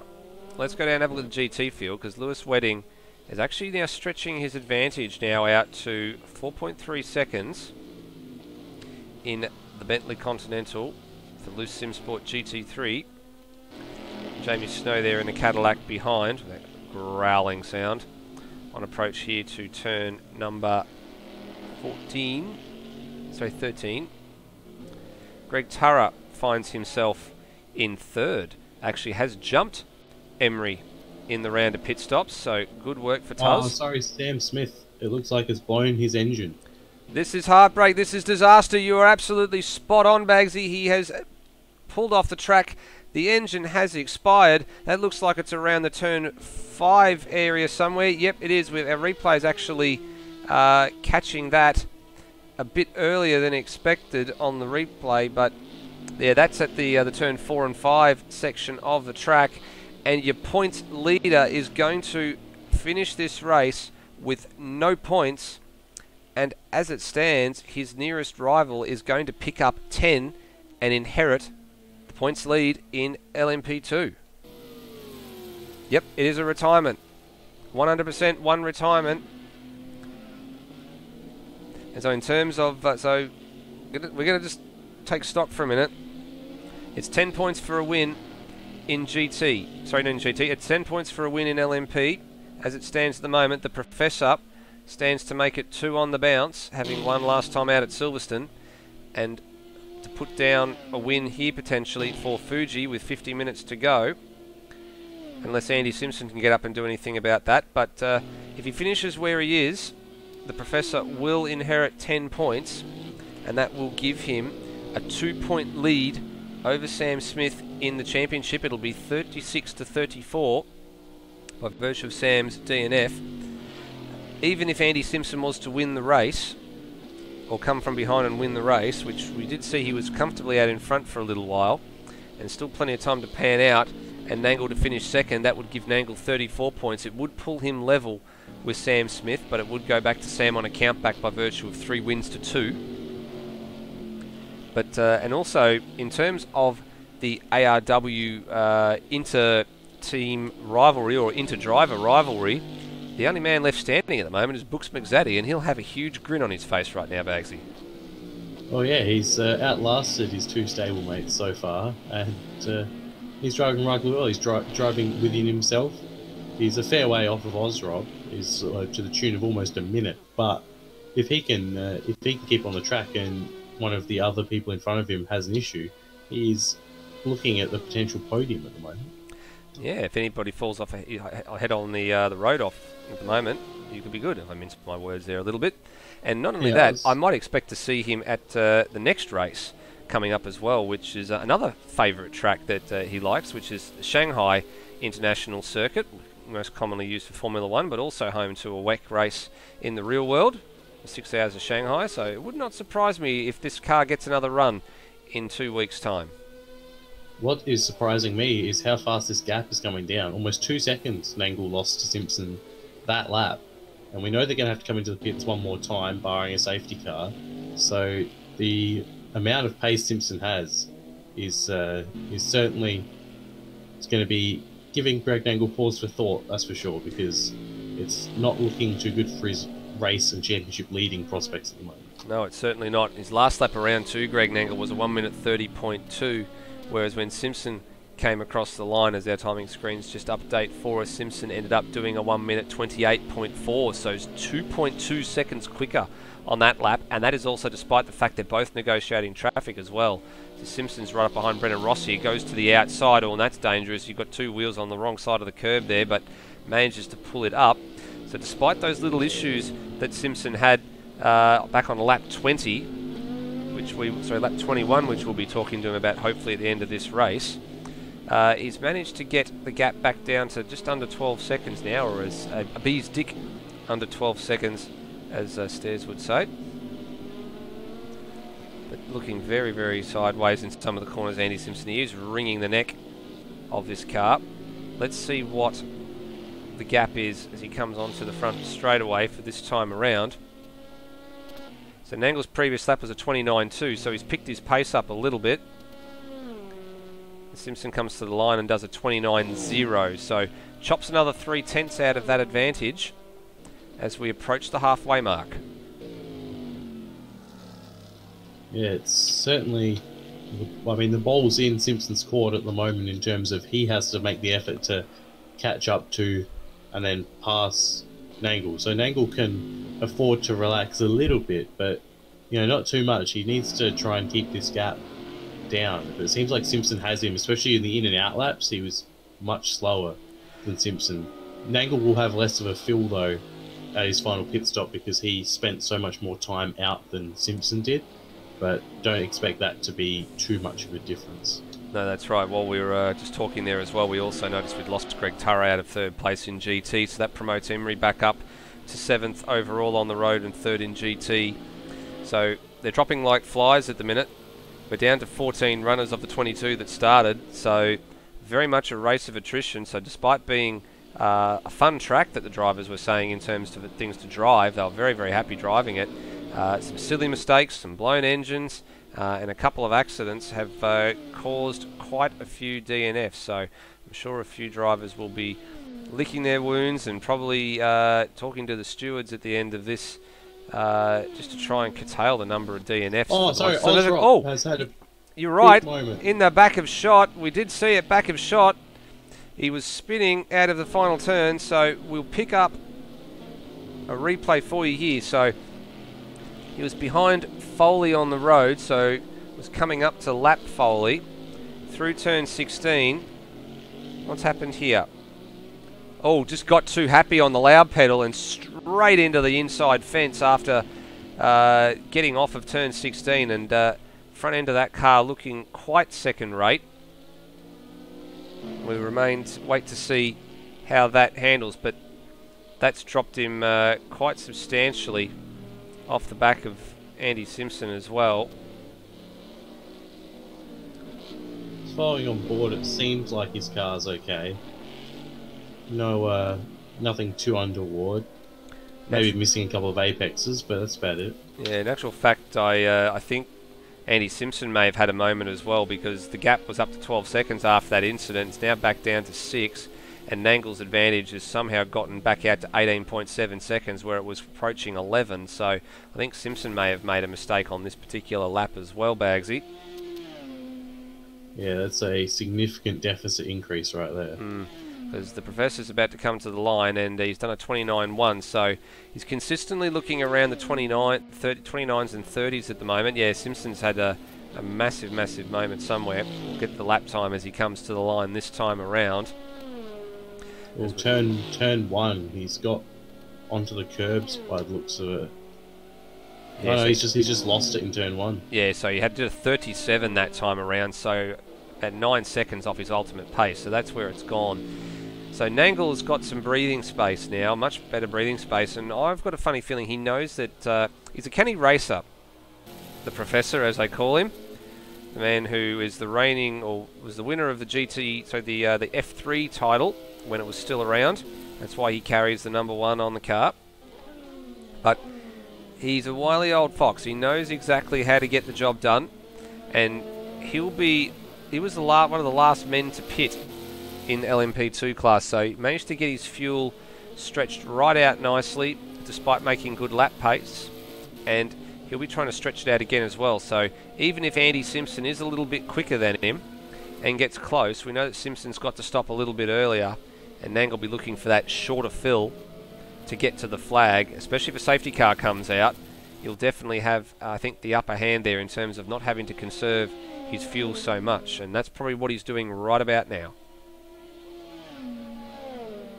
Yeah, just a quick update on the championship standings as it stands at the moment for LMP2. Nangle will come away with a 2-point lead over Sam Smith. Ozrob will be another 6 points back in 3rd. Costa will be in 4th, remaining there having not scored any points this round, and Andy Simpson will jump up to 5th place. Well, that takes care of your LMP2 standings. GT is a completely different matter as we look down the field. So here's Lewis Wedding, so 5th overall on the road, 1st in class. given the fact that we've only got 4 LMP2 cars still in the running at the moment. But he's extending his gap quite handily over Jamie Snow, so it's out to 8.7 seconds, so it's gone up 5 seconds since the pit stop. So Lewis Wedding not worried too much at all here, and has found his rhythm and found his mojo, and looking set to continue the record or the trend that we spoke about at the beginning of the broadcast when it comes to finishes and not finishing. Yep, as we said at the top of the broadcast, DNF first, DNF in the last 5 races. Looks like he's going to continue that pattern with a first here today. Yeah, so he's looking quite handy for that at the moment, as we have just on 41 minutes remaining. I've got the current GT3 points before they come to the next round pit stops. So as they stand, it would be still Foley out in front, but his deficit would have been substantially reduced. Yeah, we dropped to 16 points, the gap to his teammate. It's 95 points to 79, but the real thing to go by his Wedding would be on 75 points, so he'd be only 4 points behind Boat, and he would be 20 points behind Foley, so he'd be within a race win's worth of Foley with 2 rounds to go. Yeah, with so that would be very close. With a maximum 75 points on the table, including tonight's race as well. So it's very, very realistic championship threat now, Lewis Wedding, if he stays where he is. Yeah, Jamie Snow also in with a shot if the results go his way, despite having only participated in 3 rounds in GT3 because he was in LMP2. So can't let Jamie Snow's efforts be left, because being 4th and he's 19 points off Wedding, despite Wedding having done twice the races, although Wedding has the same amount of finishes because of his DNFs, and those DNFs generally weren't his own fault. That's right. And internet disconnection drama is primarily the cause of Lewis Wedding's frustration. As Jamie Snow comes across the line, Emery's still hanging on to 3rd here, but the gap is coming down between herself and Matt Williams. Now Matt's about to get rounded up by Andy Simpson, so he'll probably tuck in for a cheeky toe here and get a couple of extra tenths. But it's a bit chipping away here. So Emery's that time is on a 38.8, Matt Williams a 38.1. So the gap now down to 2.6 seconds, and Matt Williams a real podium threat here if he can get it going. As we've just seen someone duck into the pits there. I'm just trying to see. It's Ozrob into the pits. So obviously the damage that he's been carrying for a handful of laps, he's going to have to get repaired. Although he may have short fueled, knowing that he can make it to the end. That's also a very real possibility. We'll see how long he stays stationary for. Hasn't changed tyres either. So he could be going to the end. But it's about that time we'll start to see some of the early 2-stoppers start to come in as well, because we did see the GT field start to come in quite early. Matt Williams. I don't think a GT3 car, as Oswald plays, I don't think a GT3 car can make it to the end on fuel from here. I think they need to get to about 33 minutes to go. Yeah, it's a and little that's bit not early. Counting the fact that we will have an extra lap after the time. No, that's right. And you've got to massively fuel save if you want to have any hope. So the gap is coming down. Matt Williams closed it down to 2.4 seconds on this particular lap, so another 3 tenths. Seems like the Ford GT's got some legs in a straight line as well. But he's also got it handling rather nicely through the tight, twisty sections as well. The front end of that car looking a little bit second rate. There's a little bit of damage on the front nose, but not hampering the performance at the minute. Nice exit from the FCR Team Scrouse Ford GT, the only GT in the field in GT, or Ford GT in GT class. Let's see what the gap is this time around. Visually it looks better. Well, visually it's down to 2.2, so another 4 tenths of a second on that particular lap. Meanwhile, you got Bolger and Davies line astern. Davies has closed the gap significantly since the last timing split. It's going to be less than about 2 tenths, I'd imagine. And in factual fact, the McLaren closes in on the Bentley with great pace down the inside, and job done rather easily in the end for Dwayne Davies. Gets the move done. Well, actually locks it up. That could cost him. He locks it up, but no, he manages to stay ahead. It's the sort of corner where you can still go deep and not quite have as many issues because it sort of still brings you onto the optimal line. Yeah, but he breezed past him quite easily in the end. He was sitting back there, and when he got to the point where McLaren's top speed sort of kicked in, and the draft really kicked in, he got the job done quite easily in the end. But, locking up tyre there into inside tyres into turn 6, and now heading down through 7 and 8. In actual fact, looks like they're preparing for a stop here at D2 Racing for the McLaren.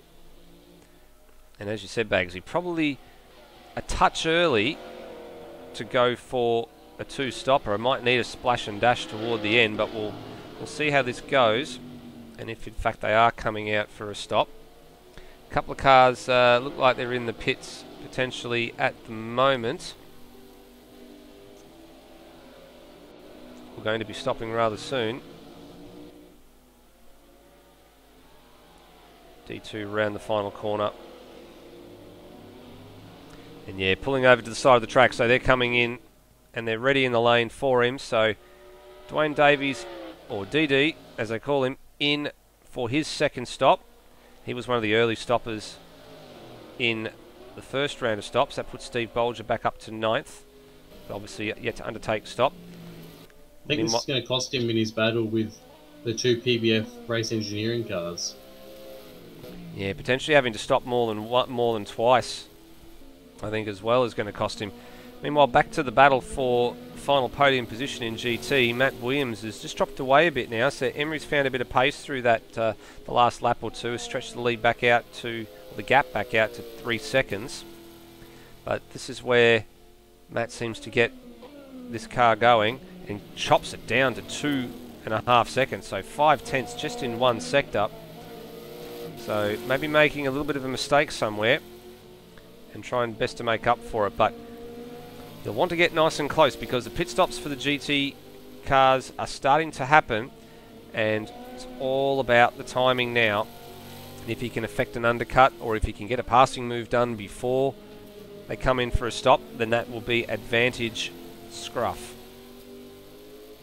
Just on the LMP2, Eddie Simpson has just got that gap under 20 seconds now to Greg Nangle. So he's been putting in lap times that are generally half to a second faster, which at current pace should put him right on the back of Nangle by the end of the race. We have seen Simpson have a lot better in and out laps during his pit stops, but also penchant for mistakes, which is why he's so far back.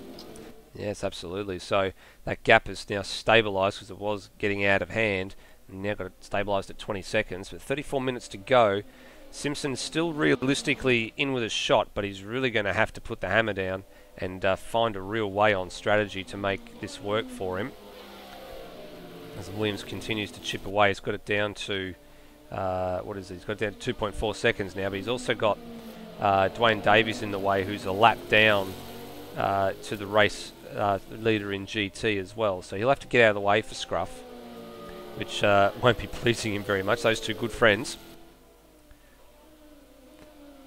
Hearing from chat, we've got the unfortunately retired Stairs saying he does not think that Ozrob can make it to the end from his pit stop. So that'll be interesting because 14 seconds behind him is Brooks McZaddy, who also only has to make one more stop, Yes. albeit it will be a longer stop. That's right. Well, still it's 2 stops to 1 in terms of the final set of stops. So overall 3 stops for Ozrob to 2 for Brooks McZaddy. If a safety car was to come out now, it probably would give Ozrob a little bit of help, but it may not cure the problem entirely, depending on how long the safety car period lasts for. And as we're aware actually, if it came out right now, it would be good for him because Brooks is a lap down now, or he's been lapped by an angle, whereas Ozrob has not yet. So safety car would pretty much secure that third position for him. Yeah, comes out at the right time. It's in your favour. But as we know, the LMP2 field pits first. The pits get closed when the safety car comes out. The LMP2 field pits first, followed by the GT field a lap later, and then the other safety car will come in. It's a little bit different to the usual series of racing because we have a multi-class format here. As Emery continues to hold about a 2.5 second advantage here over Matt Williams, with Dwayne Davies caught in the middle. Not getting the blue flags yet for Matt Williams. Probably just waiting for these guys to go in and then put the hammer down and see what he can do. So meanwhile, we'll go back to our race leader in LMP2, which is Greg Nangle. He's currently negotiating the traffic and the lapped car of Philip Boak, who goes wide at turn 6 and lets Nangle underneath rather nicely. Simpson continues to get the gap down, so it's down to 18.2 seconds. So still chipping away, but his lap times are inconsistent. Last two are around for those guys. He did a 28.0 Simpson to Nangle's 28.7. So not really making heavy errors. Oh my God, Ozrob's around! Ozrob's around and Andy Simpson just came past him, so gets it going, and dear oh dear, what happened to Ozrob there? It looks like he might have done it all on his own. So this is turn 10, 11 and 12 for Ozrob.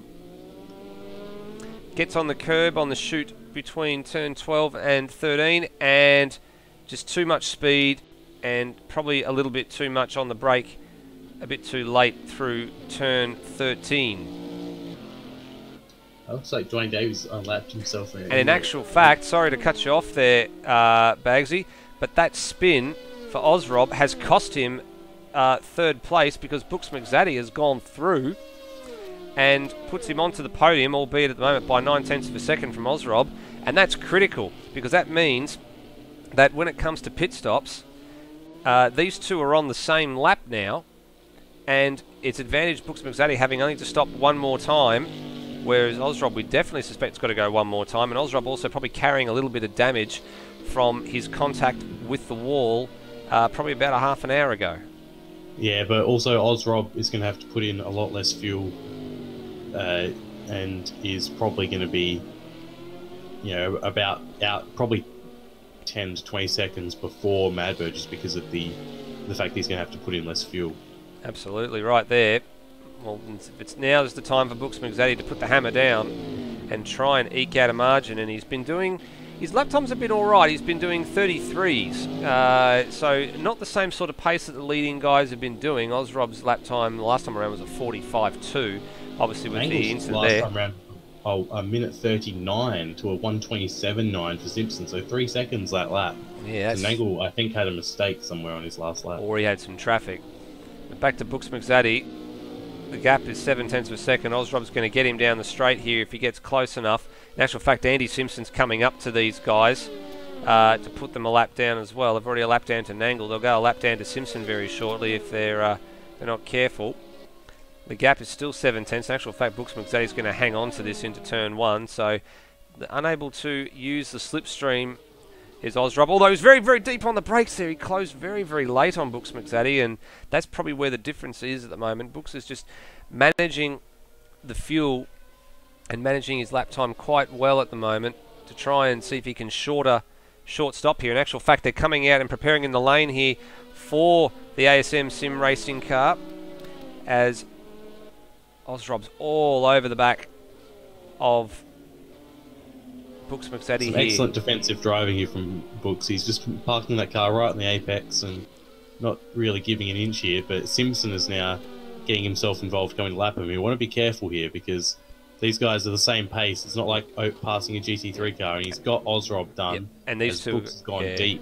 These two are getting the blue flags as well, so that's the reason why they got past Ozrob. And it was very awkward for Brooks McZaddy, because he went deep at turn 10 thinking, okay, this is where I'll let him through, but went a bit too deep and's allowed Ozrob underneath, and now Ozrob's going to sweep back around and reclaim third place. So now the advantage swings back to Ozrob here. Brooks knows that he's pitting this lap though, so he knows that he can let Ozrob go there, and it's not going to cost too much, because they're basically at the point where he was going to pull over anyway. That's it. Although he does not pull over. We have been lied to. He's not coming in this lap. Team mechanics decide, alright, well, we tried to outfox you there. Maybe you'll come in the next lap around. So, at least one more lap. So, getting some good fuel mileage. So Matt Williams is in the pits, as is Emery. Alright, so, they are in the pits, and they're at opposite ends of the pit garage, and here comes, looks like Matt Schwass as well into the pit lane. And Brendan Ross and Foley coming off the final turn as well. Yep, they're all in. So Matt Schwass almost lost it coming into the pit lane. he certainly did. So GT field primarily occupies pit lane. Oh, and a little bit of a lock up there from a couple of Corvettes coming into the lane. Nonetheless, they are all in. So Emery is still here. So too is Swatch, and Emery's on the move. And just to be careful here because there's the rejoin, but that's nice and safe. Matt Williams is about to go, and Matt Williams is off just behind Emery. Oh, he's balked Ross a little bit there as Ross was coming into his pit box, but this is now very close. Less than a second between Emery and Matt Williams as they come out of the pits. Yeah, have a look at the gap. The gap is this is going to be on like Donkey Kong, as they say, for the remaining 26.5 minutes of this race. They're fueled to the finish. They are fueled to the finish, and it is all stations go for the final podium position. Andy Simpson can now see Greg Nangle as he turns into turn 1. Simpson's coming across the line. That gap down to 15 seconds. Apologies for those on the broadcast. I'm starting to lose my voice again. As Brookton's out of pits. Well, we'll stay with this battle for the final podium spot in GT. As it all shakes out, Boak has gone through at the moment, currently holding P3, but we know he's yet to stop again. And Matt Williams continuing to harass the back of the number 66 Ferrari all the way through turn 13 and 14. And it'll be on down the front straight.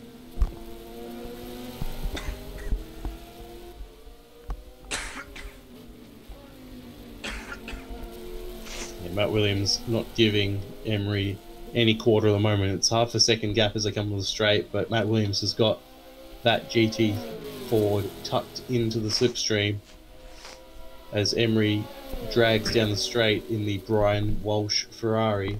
Brian Walsh enjoying being a team owner here, but I think he'll be a bit nervous seeing his car going toe-to-toe for the final podium position. Matt Williams to the inside. He's braked later. He's got the inside run. Emery's going to have the better run along the outside, but Matt Williams has the shorter run at the moment, but the outside becomes the inside as we come into scoring here. Oh, they come oh so close. You couldn't fit a cigarette paper in between them. But Emery comes out on top. Matt Williams, a bit of a flash of lights there. Not sure what that was for. That was all fair there. Yeah, that was perfectly Brilliant fair. And work from both drivers there. yeah, that was perfectly fair and perfectly legal. As Matt Williams has a dive down the inside here at turn 6, and Emery gives a space. So these drivers are giving each other plenty of space, and it's great racing. And Emery might have a chance here down the inside at 7. Hangs onto it. And now needs to take the defensive line because Matt Williams will switch back underneath for turn 10 and gets the job done. Oh, and a little bit of contact. Probably a little. Emery turned in probably a little bit too early there. Interestingly, the race leader, Greg Nangle, is coming up to them right now to lap them as well. So it's on for all, and the leader's about to get involved too. That's it. Well, if he gets close enough, Nangle, it'll be on down the straight. He'll probably get the job done quite happily. In actual fact, it probably could benefit Emery here if Nangle's close enough. But I don't think he is. I think Nangle will be pitting this lap or the next. They are getting blue flags. And Matt Williams trying to break the toe here. Nangle now looks to the outside here. Emery needs to go with Nangle, but doesn't. In actual fact, that's Costa. That's Costa track distance.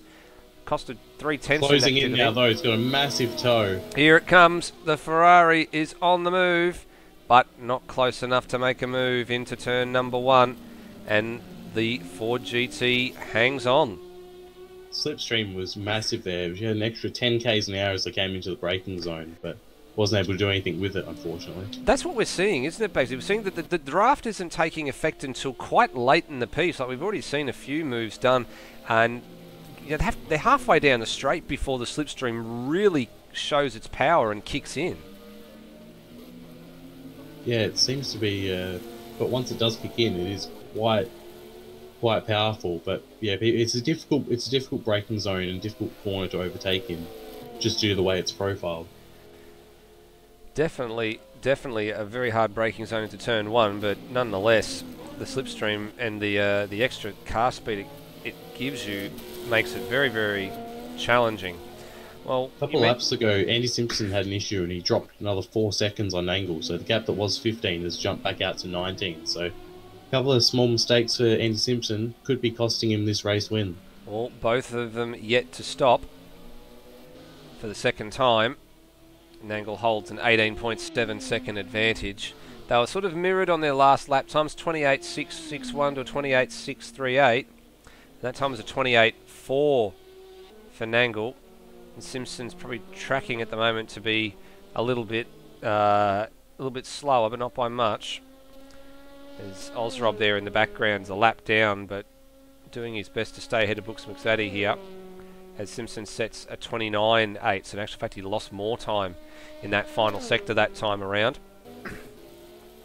Meanwhile, the gap between Osrob and Brooks McSaddy is 1 minute and 2 seconds, and as you alluded to earlier, Bags, we suspect that Osrob is going to do a short fill here, and that will net him comfortably back into third place when it all shakes out. But 3 of these runners in LMP need to make another stop. The only one that does not is Brooks McSaddy. Interestingly, Lewis Waiting still hasn't stopped. Well, I suspect he's coming in this lap though, Bagsy. He's up, who's he up behind here? He's up behind on the track. Actually, they're just out of shot. I'm just waiting to see, but he's coming through 13 and 14 at the minute. And likely coming in for the final time here. I think he may have just been passed by the race leader, actually. Yeah, Greg Nangle, who's just ahead of him. Yeah, there he goes, just streaking across front of shot. And this Bentley is probably going to pull off to the pit lane, and here it comes. He's got 1 minute and 25 seconds to Jamie Snow. Yeah, he'd almost lapped Jamie Snow there, so he's going to comfortably come out ahead. Yeah, and Snow's already stopped too, so a formality for your GT leader at the moment. In actual fact, Jamie Snow down at turn 1, being passed by Brooks McSaddy here, leaves some room.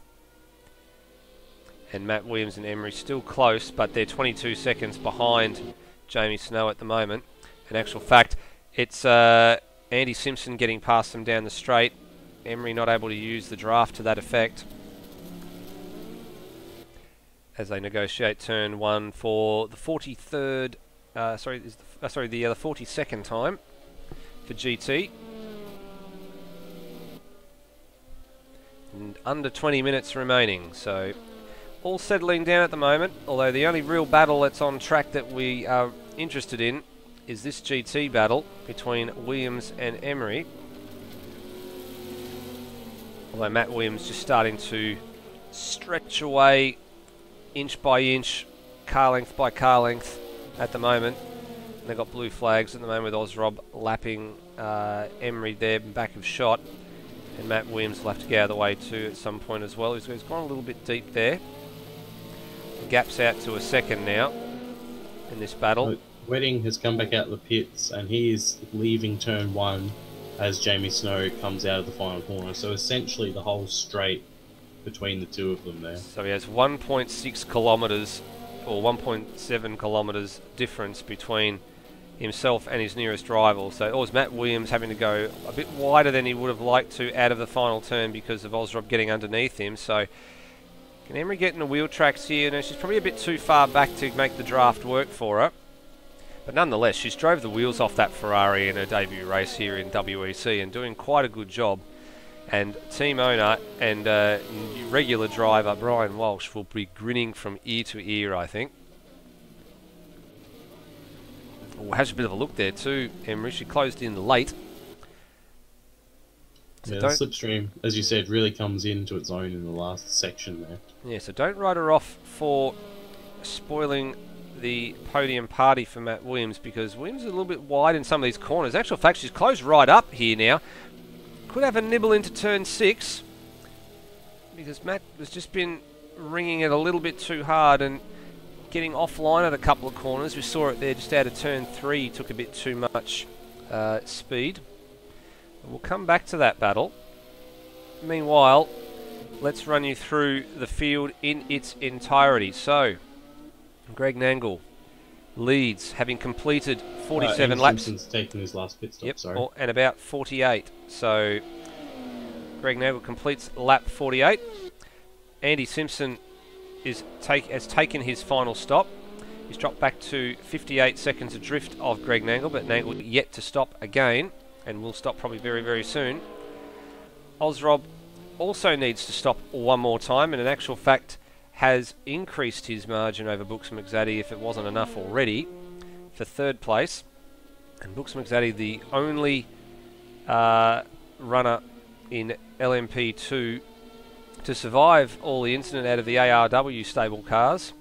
So Sam Smith and Stairs have retired from that from this particular class, and he's the only man from ARW left standing.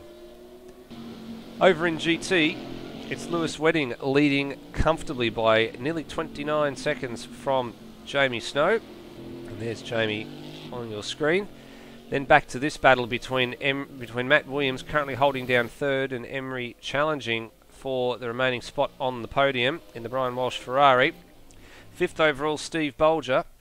Driven a comfortable race. He's up to fourth, up 4 places overall from where he started. Most of it by virtue of the retirements ahead of him.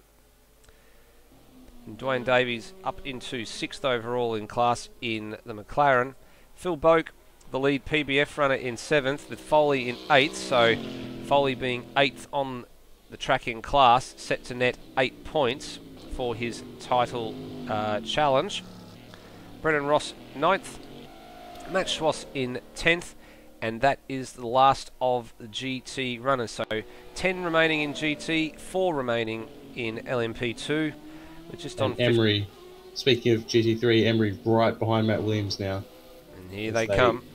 Have gone through the chicane and coming up onto the main straight. She's definitely going to get the slipstream this time. This is as close as she's been for quite some time. And can she make the effect happen? The Ford GT just seems to have a little bit better acceleration out of the final turn. And now reeling him in. Goes defensive. Emery to the outside. Uses the draft well, but Matt Williams going to have the defensive position here and the high ground for turn 1. And he'll force Emery to go the long way. And he hangs on, but you're right, Bagsy. She was a lot closer and certainly gave him a challenge there, but Matt Williams went defensive very, very, very early down the straight as well and said, well, if you're going to make the pass, you're going to have to do it the long way round. He's absolutely glued to the back of that GT now, though. He's got some fire up. Matt Williams goes very defensive there. He's compromised his line. Is Emery going to be able to get a run on the inside? Oh, slight touch there. A little love tap. Looking for the inside there, but Matt Williams shuts the door very, very quickly at turn 7 and 8. Now through turn 9 they come all the way down to turn 10. No late braking manoeuvres. Falls back into line. She's just going to bide her time here. Matt's takes a bit more speed through turn 10, and that has to have a tighter line for turn 11 and 12, whereas Emery's braking a lot sooner and keeps the traditional racing line through 10, 11 and 12. And this needs to hang on here and have another stab into the final zone. Oh, and she's lost it! She's lost it off of turn 15, and that's a horrible mistake. And not only that, she's very, very lucky, just comes back onto the track at the same time. That LMP2 car was there, but that's a horrible mistake, and that probably goes her shot at third place. Yeah, and it's done, I think, a decent amount of damage to the front of that car as well, which could see Bolger gaining a place if it's caused some serious damage that might cause her to have issues in braking zones and stuff. We'll soon find out. Damage from the replay just looks to be a bit superficial at the moment, but what a heartbreak. So Brian Walsh would have been on the edge of his seat there, hoping for another run into turn 1, but unfortunately, at this stage, she's going to have to settle for 4th place if she can bring it home. Race leader is coming into the pits. So finally, he nearly got there. He got within 12 or 13 minutes of making it on one stop. Needed a safety car to do it, but Greg Nangle is in for the final time. 57-second margin over Andy Simpson, and this will be a comfortable stop, one would imagine. Where's Andy Simpson? Simpson down at turn 10. He can afford to overfuel a bit here, and really probably should, just in case, because you don't want to be the person who underfuels and loses the race because you've underfueled when you have such a comfortable lead. But yeah, there we see he's already on his way now. Ozrop just unlaps himself there, but as he's on his way, looks like Simpson's at the final turn now. Yeah, he's still at the final turn. So Simpson comes out the final turn, and Angle comes out the pits. They can see each other, probably, but yeah, not quite close enough. He's going to need a monstrous effort for Simpson to catch up now. Although he did still gain a few seconds in that set of pit stops there. It was 20 seconds or 19 seconds initially, now it's 16 seconds. So it settles down finally. And all the pit stops have pretty much shaken out. The only one that we know has got to stop one more time is Ozrob, we suspect. So Angle didn't take tyres there either. Yeah, so just a comfort factor, I think, for Angle, just wanting to have track position rather than a fresh set of rubber. And given there's only 11 minutes 30 on the clock plus one lap, probably comfortable just to have that extra bit of breathing space, and he can afford to just take it a little bit easy and just manage the gap. Yeah, definitely.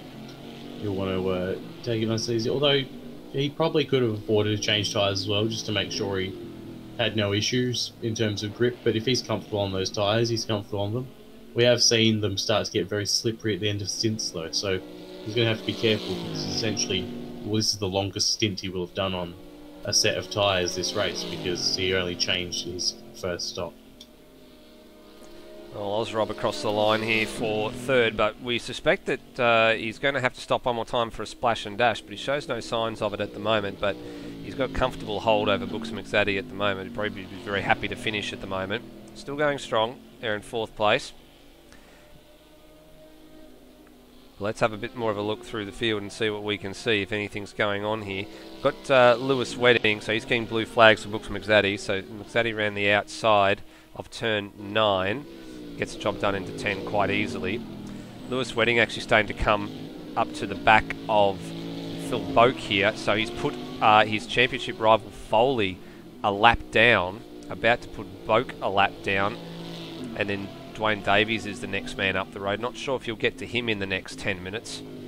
But that's going to be a bit demoralising for PBF, to be honest, because they've gone from a strong position leading both championships to potentially the Drivers' Championship coming apart for them. Although, is Wedding coming into the pits, or is he just taking a different line? I think he's just staying out of the way here, because Brooks McZaddy was getting past Phil Boak down into turn number 1, or down the main straight to turn 1, and Boak now goes to the inside to sort of go a bit defensive here, but it's all a formality. He's just getting out of the way for the race leader, and sensibly so. But yeah, you're absolutely right. You could comprehensively say that the PBF guys have been bushwhacked by the Bentley crew of Lewis Wedding, and to a degree Steve Bolger as well. So Bolger's currently 5th overall, but both of them are ahead of Boak and Foley, who are 7th and 8th respectively. Yeah, it's good races all round for the people who are ahead of PBF. They're no slouches, that's for sure, but it just seems this racetrack hasn't quite agreed with them. No, not tonight.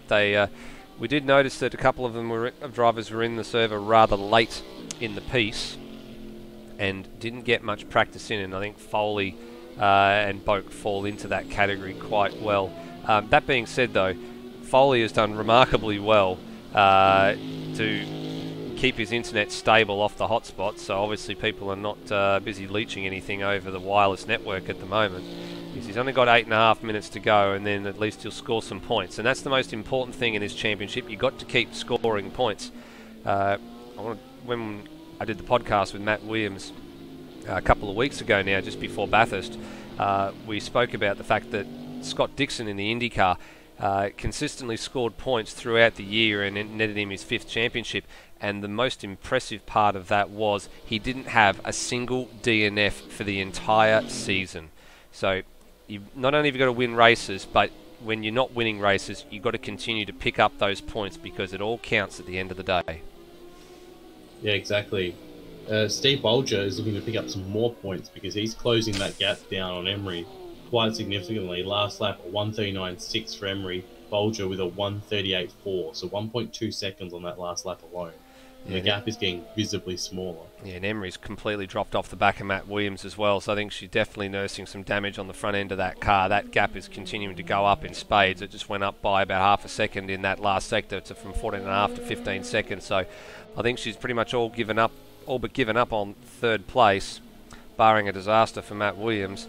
But she's going to have a threat from behind very, very shortly. Bolger's got the gap down to 3.6, so could well be a few more points here for Loose Sim Sport, and that would help their cause if they do want to reel in the PBF guys in GT for the team's championship, not just Wedding having a go at Foley for the drivers, but also in the teams as well. That gap is significant at the minute. It's over 70, or nearly 70 points. But they'll get a good haul tonight, and still plenty of points on the table. And we'll do the math after all of this and figure out exactly where everybody stands. Is Dwayne Davies coming into the pits, so he was one of the very early GT cars that stopped, so he's needing a splash and dash.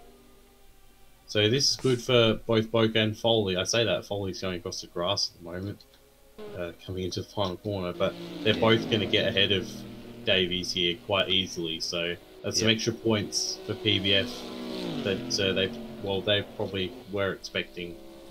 But that's going to help them in the battle against Loose Sim Sport. Yeah, so that in net effect gives Foley 7th. So Foley is the current series leader in GT. So that locks up very, very badly as well going into turn 1, just with Andy Simpson right on his tail as well. But 7th place at the moment for Brenton Foley and 6th for Boak. So perhaps you can work out the point situation there. But I believe with Lewis Wedding winning, or set to win this race with 5 minutes and 40 seconds to go, is that Lewis Wedding will cut that margin down to 21 points between himself and Foley, with Boak still in the middle of the pair of them. Yeah, we'll bring once the race finishes, so we'll get those points updated so we can see where they're at.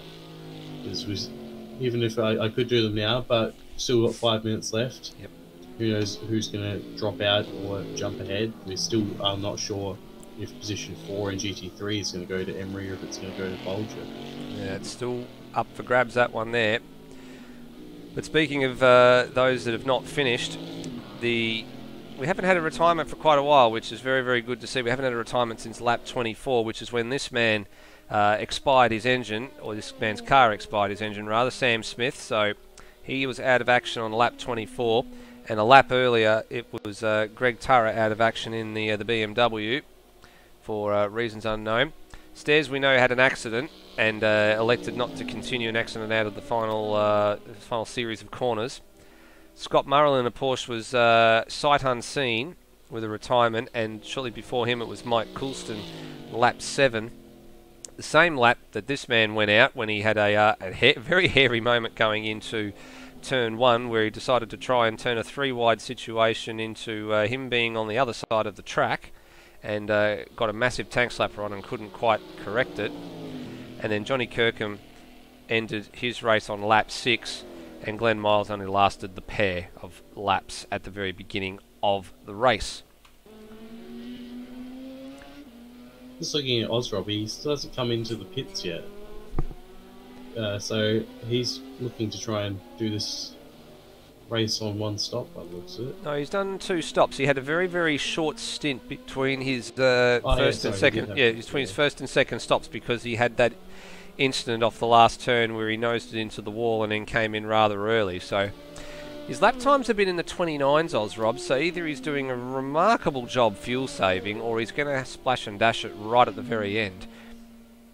Just remembering as well, in terms of classification when it comes to points for the season, to be classified as a finisher, you need to have completed 70% of the number of laps completed by the winner, and you've also must be running at the end of the race with a final lap of within 130% of the competitor's fastest lap time for the race. So if Ozrob was to be short on fuel, not only does he is he got to be running at the end of the race, but his final lap has got to be within 130% of his own fastest lap time for the race. So his fastest lap time at the moment is a 28.3, so that means he's sort of got to be around the 1 minute 30 mark, or 31 mark when he crosses the line. That's just mental math being done on the fly here, in order to be a classified finisher.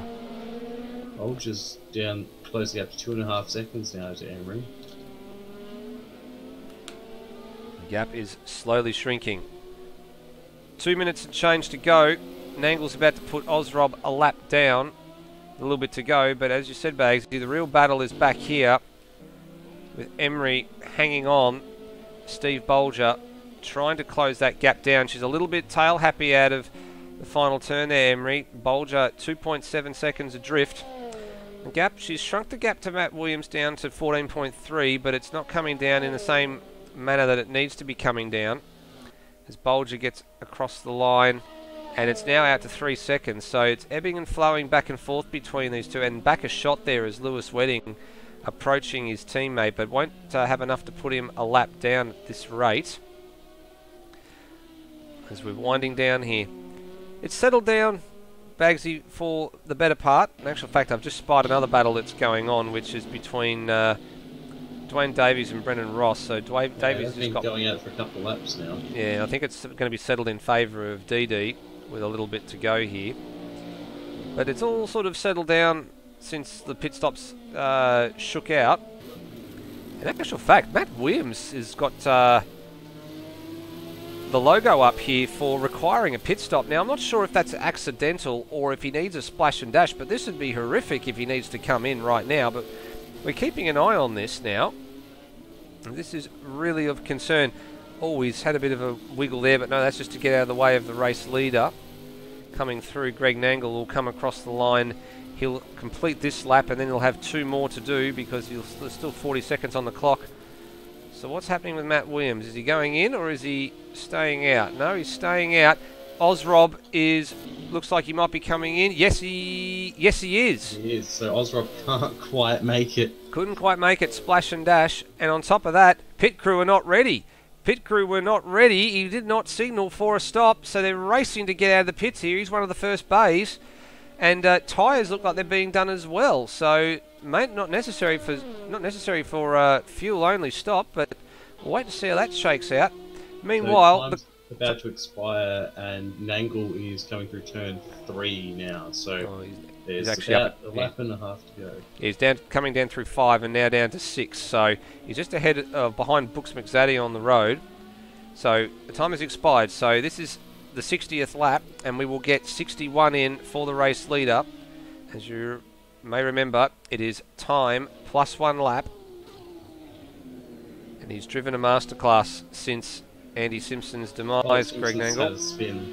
He's been pushing to try and catch up to Nangle, but to no avail, and he's just lost. Oh, he's run right into the way of Emery. That was almost wow. A mental accident. Well, we'll quickly flick back and have a look at that incident just before we get onto the final lap here. So yeah, out of turn 6, there's Simpson. Took a bit too much curb and just slid it, and then Emery approaches as he gets going for the thing. Oh, and that's a very unsafe rejoin. Great reactions from Emery as well. Super reactions. And I dare say that is going to go to the stewards to be seen as an unsafe rejoin. Meanwhile, Nangle crossed the line. So, white flag is out. The leader has taken the white flag, and Bagsy will notify the field that the white flag has been shown. And we are on the final tour. So, Andy Simpson in second place. LMP2. Ozrob is third. Brooks McZaddy fourth, but Ozrob has come back out 27 seconds ahead of Brooks McZaddy. Lewis Wedding sailing away. Jamie Snow there. Matt Williams, that little logo for coming into the pits has gone away, so maybe he can make it after all, because he's still on track and ahead of Emery. But here comes the Professor through 11, through 12, and now 4 corners to go, and he will make it 2 race wins in a row. You said before he was the victor at the last race we did over a month ago at Silverstone. He was quite comfortable there, and his nearest challenger in the championship was Sam Smith, who finished 5th, and the gap was 8 points coming into tonight's race, but it's now going to be a 2-point advantage for the Professor at the head of the LMP2 standings. Greg Nangle with race victory in Fuji, and a wonderful job. We look back to Andy Simpson, who's still sliding it. And where's he done that? That's out of turn 15, it looks like. Now waiting for Emery to go past. He's learned his lesson from the last time that happened.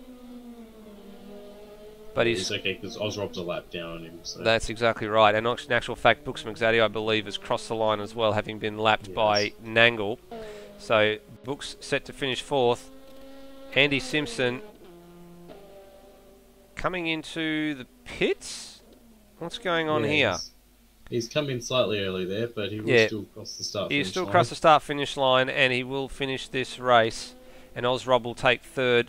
Meanwhile, Lewis Wedding down to the line and wins GT class. So, great job, Lewis Wedding. And 25 championship points for your campaign. Jamie Snow will finish in 2nd here. Through turn 15 and now onto the final turn. He's done well in that Cadillac. Up until now, we'd seen the Cadillac campaign, or up until the last couple of rounds, we'd seen the Cadillac campaign by Lewis Cugley. But Snow has taken up the reins for Cadillac and gets the multicolour car, or the multicolour camo car, to the line for 2nd place and good haul points. Matt Williams has finished 3rd and Emery 4th. I don't know where Matt Williams is. He's somewhere trying to do burnouts by the look of it. And I am absolutely 100% correct. Brenton Foley has got past Philip Boak as well before the end of the race. I reckon that might have been an exchange of positions, Bagsy, there. I think so as well. Because we know what's happened with the championship title, I think, race 4, Foley. So that will mean he finishes a net 6th overall. So that means he gets an extra couple of points compared to what we were expecting. And the math will be furiously being done there. So he finishes 6th, Boak 7th, Davies 8th, Ross 9th, and Matt Schwass rounding out your top 10 out of the 10 that finished, and they're all going bananas back there at the moment. Well, the 6th race of our endurance season has come to a close, and while we wait for a handful of drivers to make their way in here, we've got our GT race winner, Lewis Wedding. So, Lewis, to you first, seeing as you're the first man that's in here. You pretty much controlled that race from start to finish. You had a decent gap to Jamie over the first stint, and then you just sort of slowly eked it out from there. Yeah, sort of that first stint, but midway through, I know Jamie had a fair amount of speed. It wasn't too much speed difference between us. So I was pushing pretty hard in the first half, and then I saw if I saved a little bit of fuel that I could eke out an extra lap. So I think with a little bit of traffic, and I think as his tyres wore away a little bit, I built a little bit of a lead. And once I had that lead, I sort of fuel saved a bit, and I was able to eke out a couple more laps over Jamie. And then obviously the next next 2 stints, pretty much I just pushed and built up that lead. But I think the pit entry, I also made a bit of time on him because each pit stop I happened to put a couple seconds on him. So the practicing of the pit entry certainly helped. And then obviously towards the end of the race, obviously he had a pretty handy lead, and it was pretty handy that I had that big lead because the leader crossing the line 20 seconds after it went zeros, I realised I had to sort of save a bit of fuel, and last 2 laps I was pretty much driving in 6th gear. So made it home, got the win, and the internet lasted. So pretty good race. Yep, that is the story of your championship nowadays, isn't it? When your internet fails, you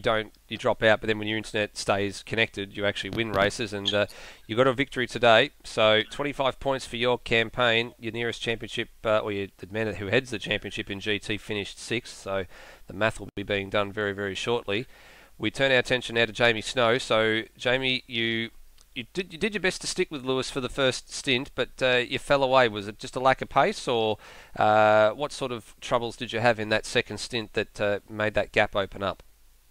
Yeah, look, I don't normally like to name names, but Lewis was definitely a lot faster than me for most of that race. I was pushing extremely hard to keep up with him early on, and just tyres got way too hot, and that's where the gap came from through that first stint. And yeah, just had nothing for him throughout the entire race. So ended up being a bit of a lonely one, but good result for 2nd place.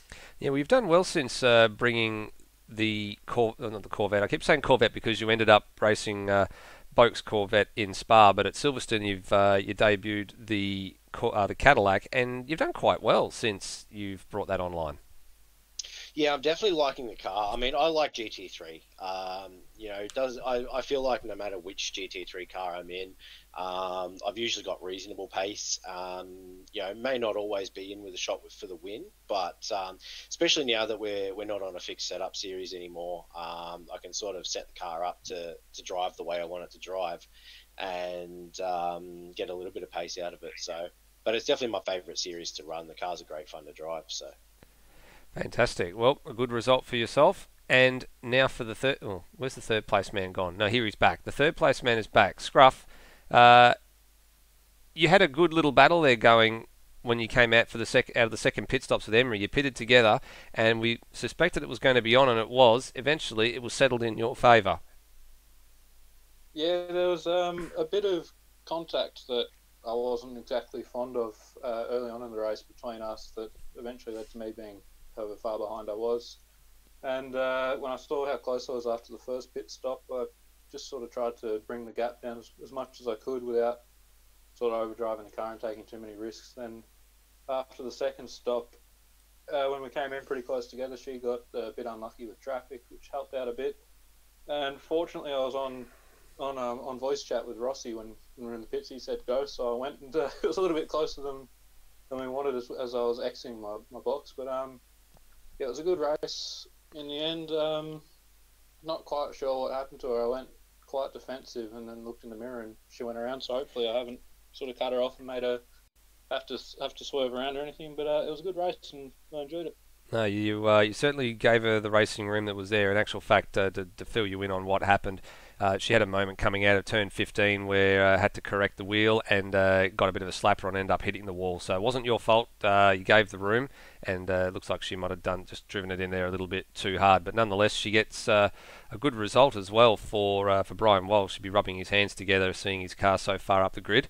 But a third place to you is good as well. And that Ford GT, as I said something similar to Jamie just a few moments ago after bringing the Cadillac online, but since you've brought the Ford GT online, it's been a rocket ship, hasn't it? Yeah, on race pace, we were very, very close, me and Jamie. The gap really only changed once I got into a bit of a scrap or backed off a bit towards the end when it grew out quite a lot, because I had the fair gap behind me. But no, I think it was a good race for it, much better than it was last time out when I had about an hour to try and set it up after driving the McLaren in practice the whole time at Silverstone. So happy with it. We've got good pace, and I think in the next few rounds it should be right up there. Fantastic. Well, Bagsy, you've got our race winner for LMP2, have you not? Yeah, Greg Nangle, pretty much a commanding lead from essentially just before the first lot of pit stops. How'd you feel when you went past Simpson there? It was wonderful to get in front of him. Geez, he was quick. He was certainly had my measure. If he'd stayed on the road, he would have won it by a mile. And when I got past, I just thought, I wonder how long I'm going to be able to stay here. You know, he kept coming back at me from time to time through the race, but somehow, I don't know, I think he got caught. He must have got some bad runs in the traffic, and he kept getting caught up, and he'd catch up a bit and then fall back a bit. And I was sort of watching it and thinking, well, all I can do is go bloody flat out, and that's what I did. I just drove flat out the whole race, just to try and stay in front. How'd you feel going through? Did you have any issues traffic-wise or any of that sort of thing, or were you all fine navigating your way through the traffic? Oh no, actually it wasn't too bad. I think there was a big talk in the drivers' briefing about us and the GT3 guys what we need to do, and I think we're all a little bit better behaved, and maybe the track too is a little better. I found it frustrating in turn 3 because we were told we couldn't really pass the cars through turn 3, and of course that was one spot where I could have just blown past them really. So there were a number of times we just had to sort of sit behind, twiddling my thumbs, thinking, "Oh my God," as Andy was closing in. But I'm sure the same thing happened to him. So at the end of the day, it's all fair, and it gives the GT3 guys, it doesn't run them off the track, which is good. Yeah, for sure. Thank you, Greg Nangle, and good race win there for you, Andy Simpson. We saw you had the pace for pretty much the whole race, but before the first round of pit stops, we saw you having a couple of issues. We suspected that was because of fiddling with the pit menu potentially. Was that the case, or was it something different? Nah, it was similar story to the F1 race where my game minimized, except this time I accidentally hit the shifter next to me when I was reaching for the mouse to try and fix it, and I was lucky not to blow the engine because I think I over revved whilst the game was minimized, and then I resumed the game and I was in the gravel pit at the end of the straight, so that wasn't fantastic, but is what it is. And then I actually was trying to change a setting on the next lap and I hit the shifter again, which was not ideal. So I think I lost all in there, a solid 40 seconds. So not ideal. Yeah, not at all. So, yeah, not more technical gremlins with that yet again. We also saw throughout the race you were closing that gap down to Greg, but just a couple of times it seemed that you had mistakes during the lap that we might have missed. But was that the case where you'd lose like 5 or 6 seconds from a small spin?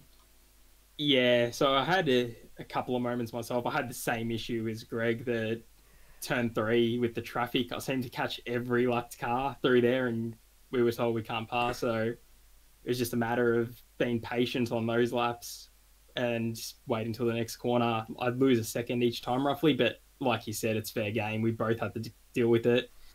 And then trying to catch back up, I had a spin myself coming through turn 1. So I think that's what cost me the race, to be honest. So that was my own error. Can't really complain on that.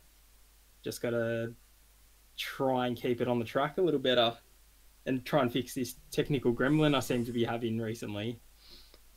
Yeah, well, bad luck with the technical gremlins, but we've definitely got the pace for the race win, so hopefully next round out in Shanghai we'll see you going quite well and battling up there with Nangle. Yeah, no worries. Cheers, guys. And final podium sitter, Ozrob. It was you had a fairly anonymous race, really, but you kept on the track. How did it feel out there? Well, pretty well aimed for third. I got third.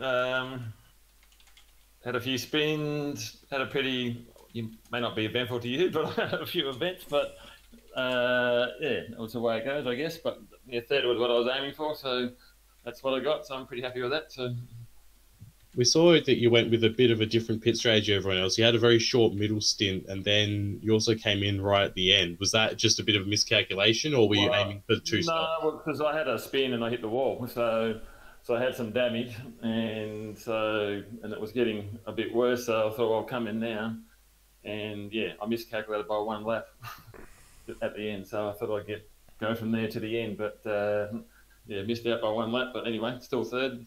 Had Madberg covered, so that's all right. But looked like you had his measure throughout the race there. Were you when you saw Sam Smith and Stairs having issues? Was that near you, or were you a fair way away from them? I think I was a fair way away from them, but at that point. So, but yeah, I think like everybody, turn 3 was a bit of a bugger, but some people sort of moved over a little bit, sort of at times, but to let you through. But at the end of the day, everybody is the same. So at the end of the day, good race, got third, so pretty happy with that.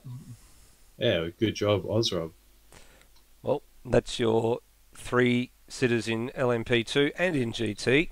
Now, normally about this time we would have a little graphic to show you what exactly is happening in AMS Oz for the next week, but there are some things that we do know and there are some things that we don't know because we think there's a few things still to pan out. What we do know is tomorrow we have the Touring Car Championship from Interlagos, so the current touring car season continues with Lewis Wedding heading up the broadcast for that one. Now Thursday is the unknown. At the moment Thursday is slotted in for a supercars round, but we believe there might be a Gold Coast endurance race still to take place. And if that's the case, that will shift to Sunday, which is the Sunday the 28th, which currently has the next round of the WEC Series scheduled. So watch this space, because at this stage that thing is probably going to be shifted around a little bit, and if we don't have a WEC race this coming Sunday, it will be the following Sunday, which is scheduled to be the 4th of November, which was then be the round 7, the 2 hours of Shanghai.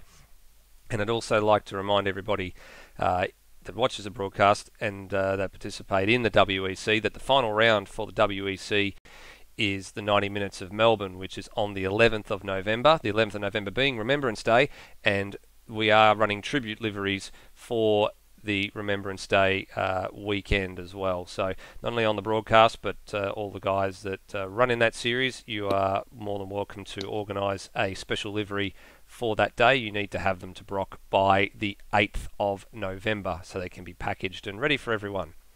Well, Bagsy, what do we take away from tonight? We take away probably some championship implications in both categories, I would say.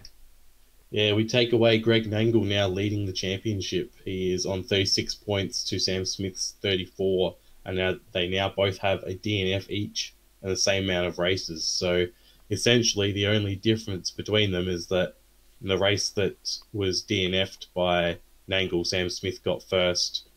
So it's just a 5th place that Sam Smith got at Silverstone last time. That's really the main difference between them. Also in GT3, that gap is coming down. There's now less than a race win between Wedding and Foley. 75 points for Wedding in 3rd, Boak in 2nd on 79, and Foley in 1st on 97. So because of the swap in positions that they had, Boak isn't quite as close to Foley as it could have been, but still, it's up for grabs definitely for those top 3 with only 2 rounds to go. 50 points available. Wedding's gonna need another showing like he had today to be able to win this championship, but he has a good shot at it. Certainly does, and be sure to tune in when the next broadcast comes in for WEC. The titles are going down to the wire. Well, as usual, this has been a broadcast that normally comes to you on a Sunday, and it's good to be back on a Sunday, in conjunction with Short Shift Podcast, ARW TV, and for Automobilista Australia. I've been Nether, my partner in crime has been Bagsy, and we look forward to seeing you the next time out when we go to Shanghai for the 2 hours of Shanghai. So until then, as always, please everyone, drive safely. Bye-bye for now.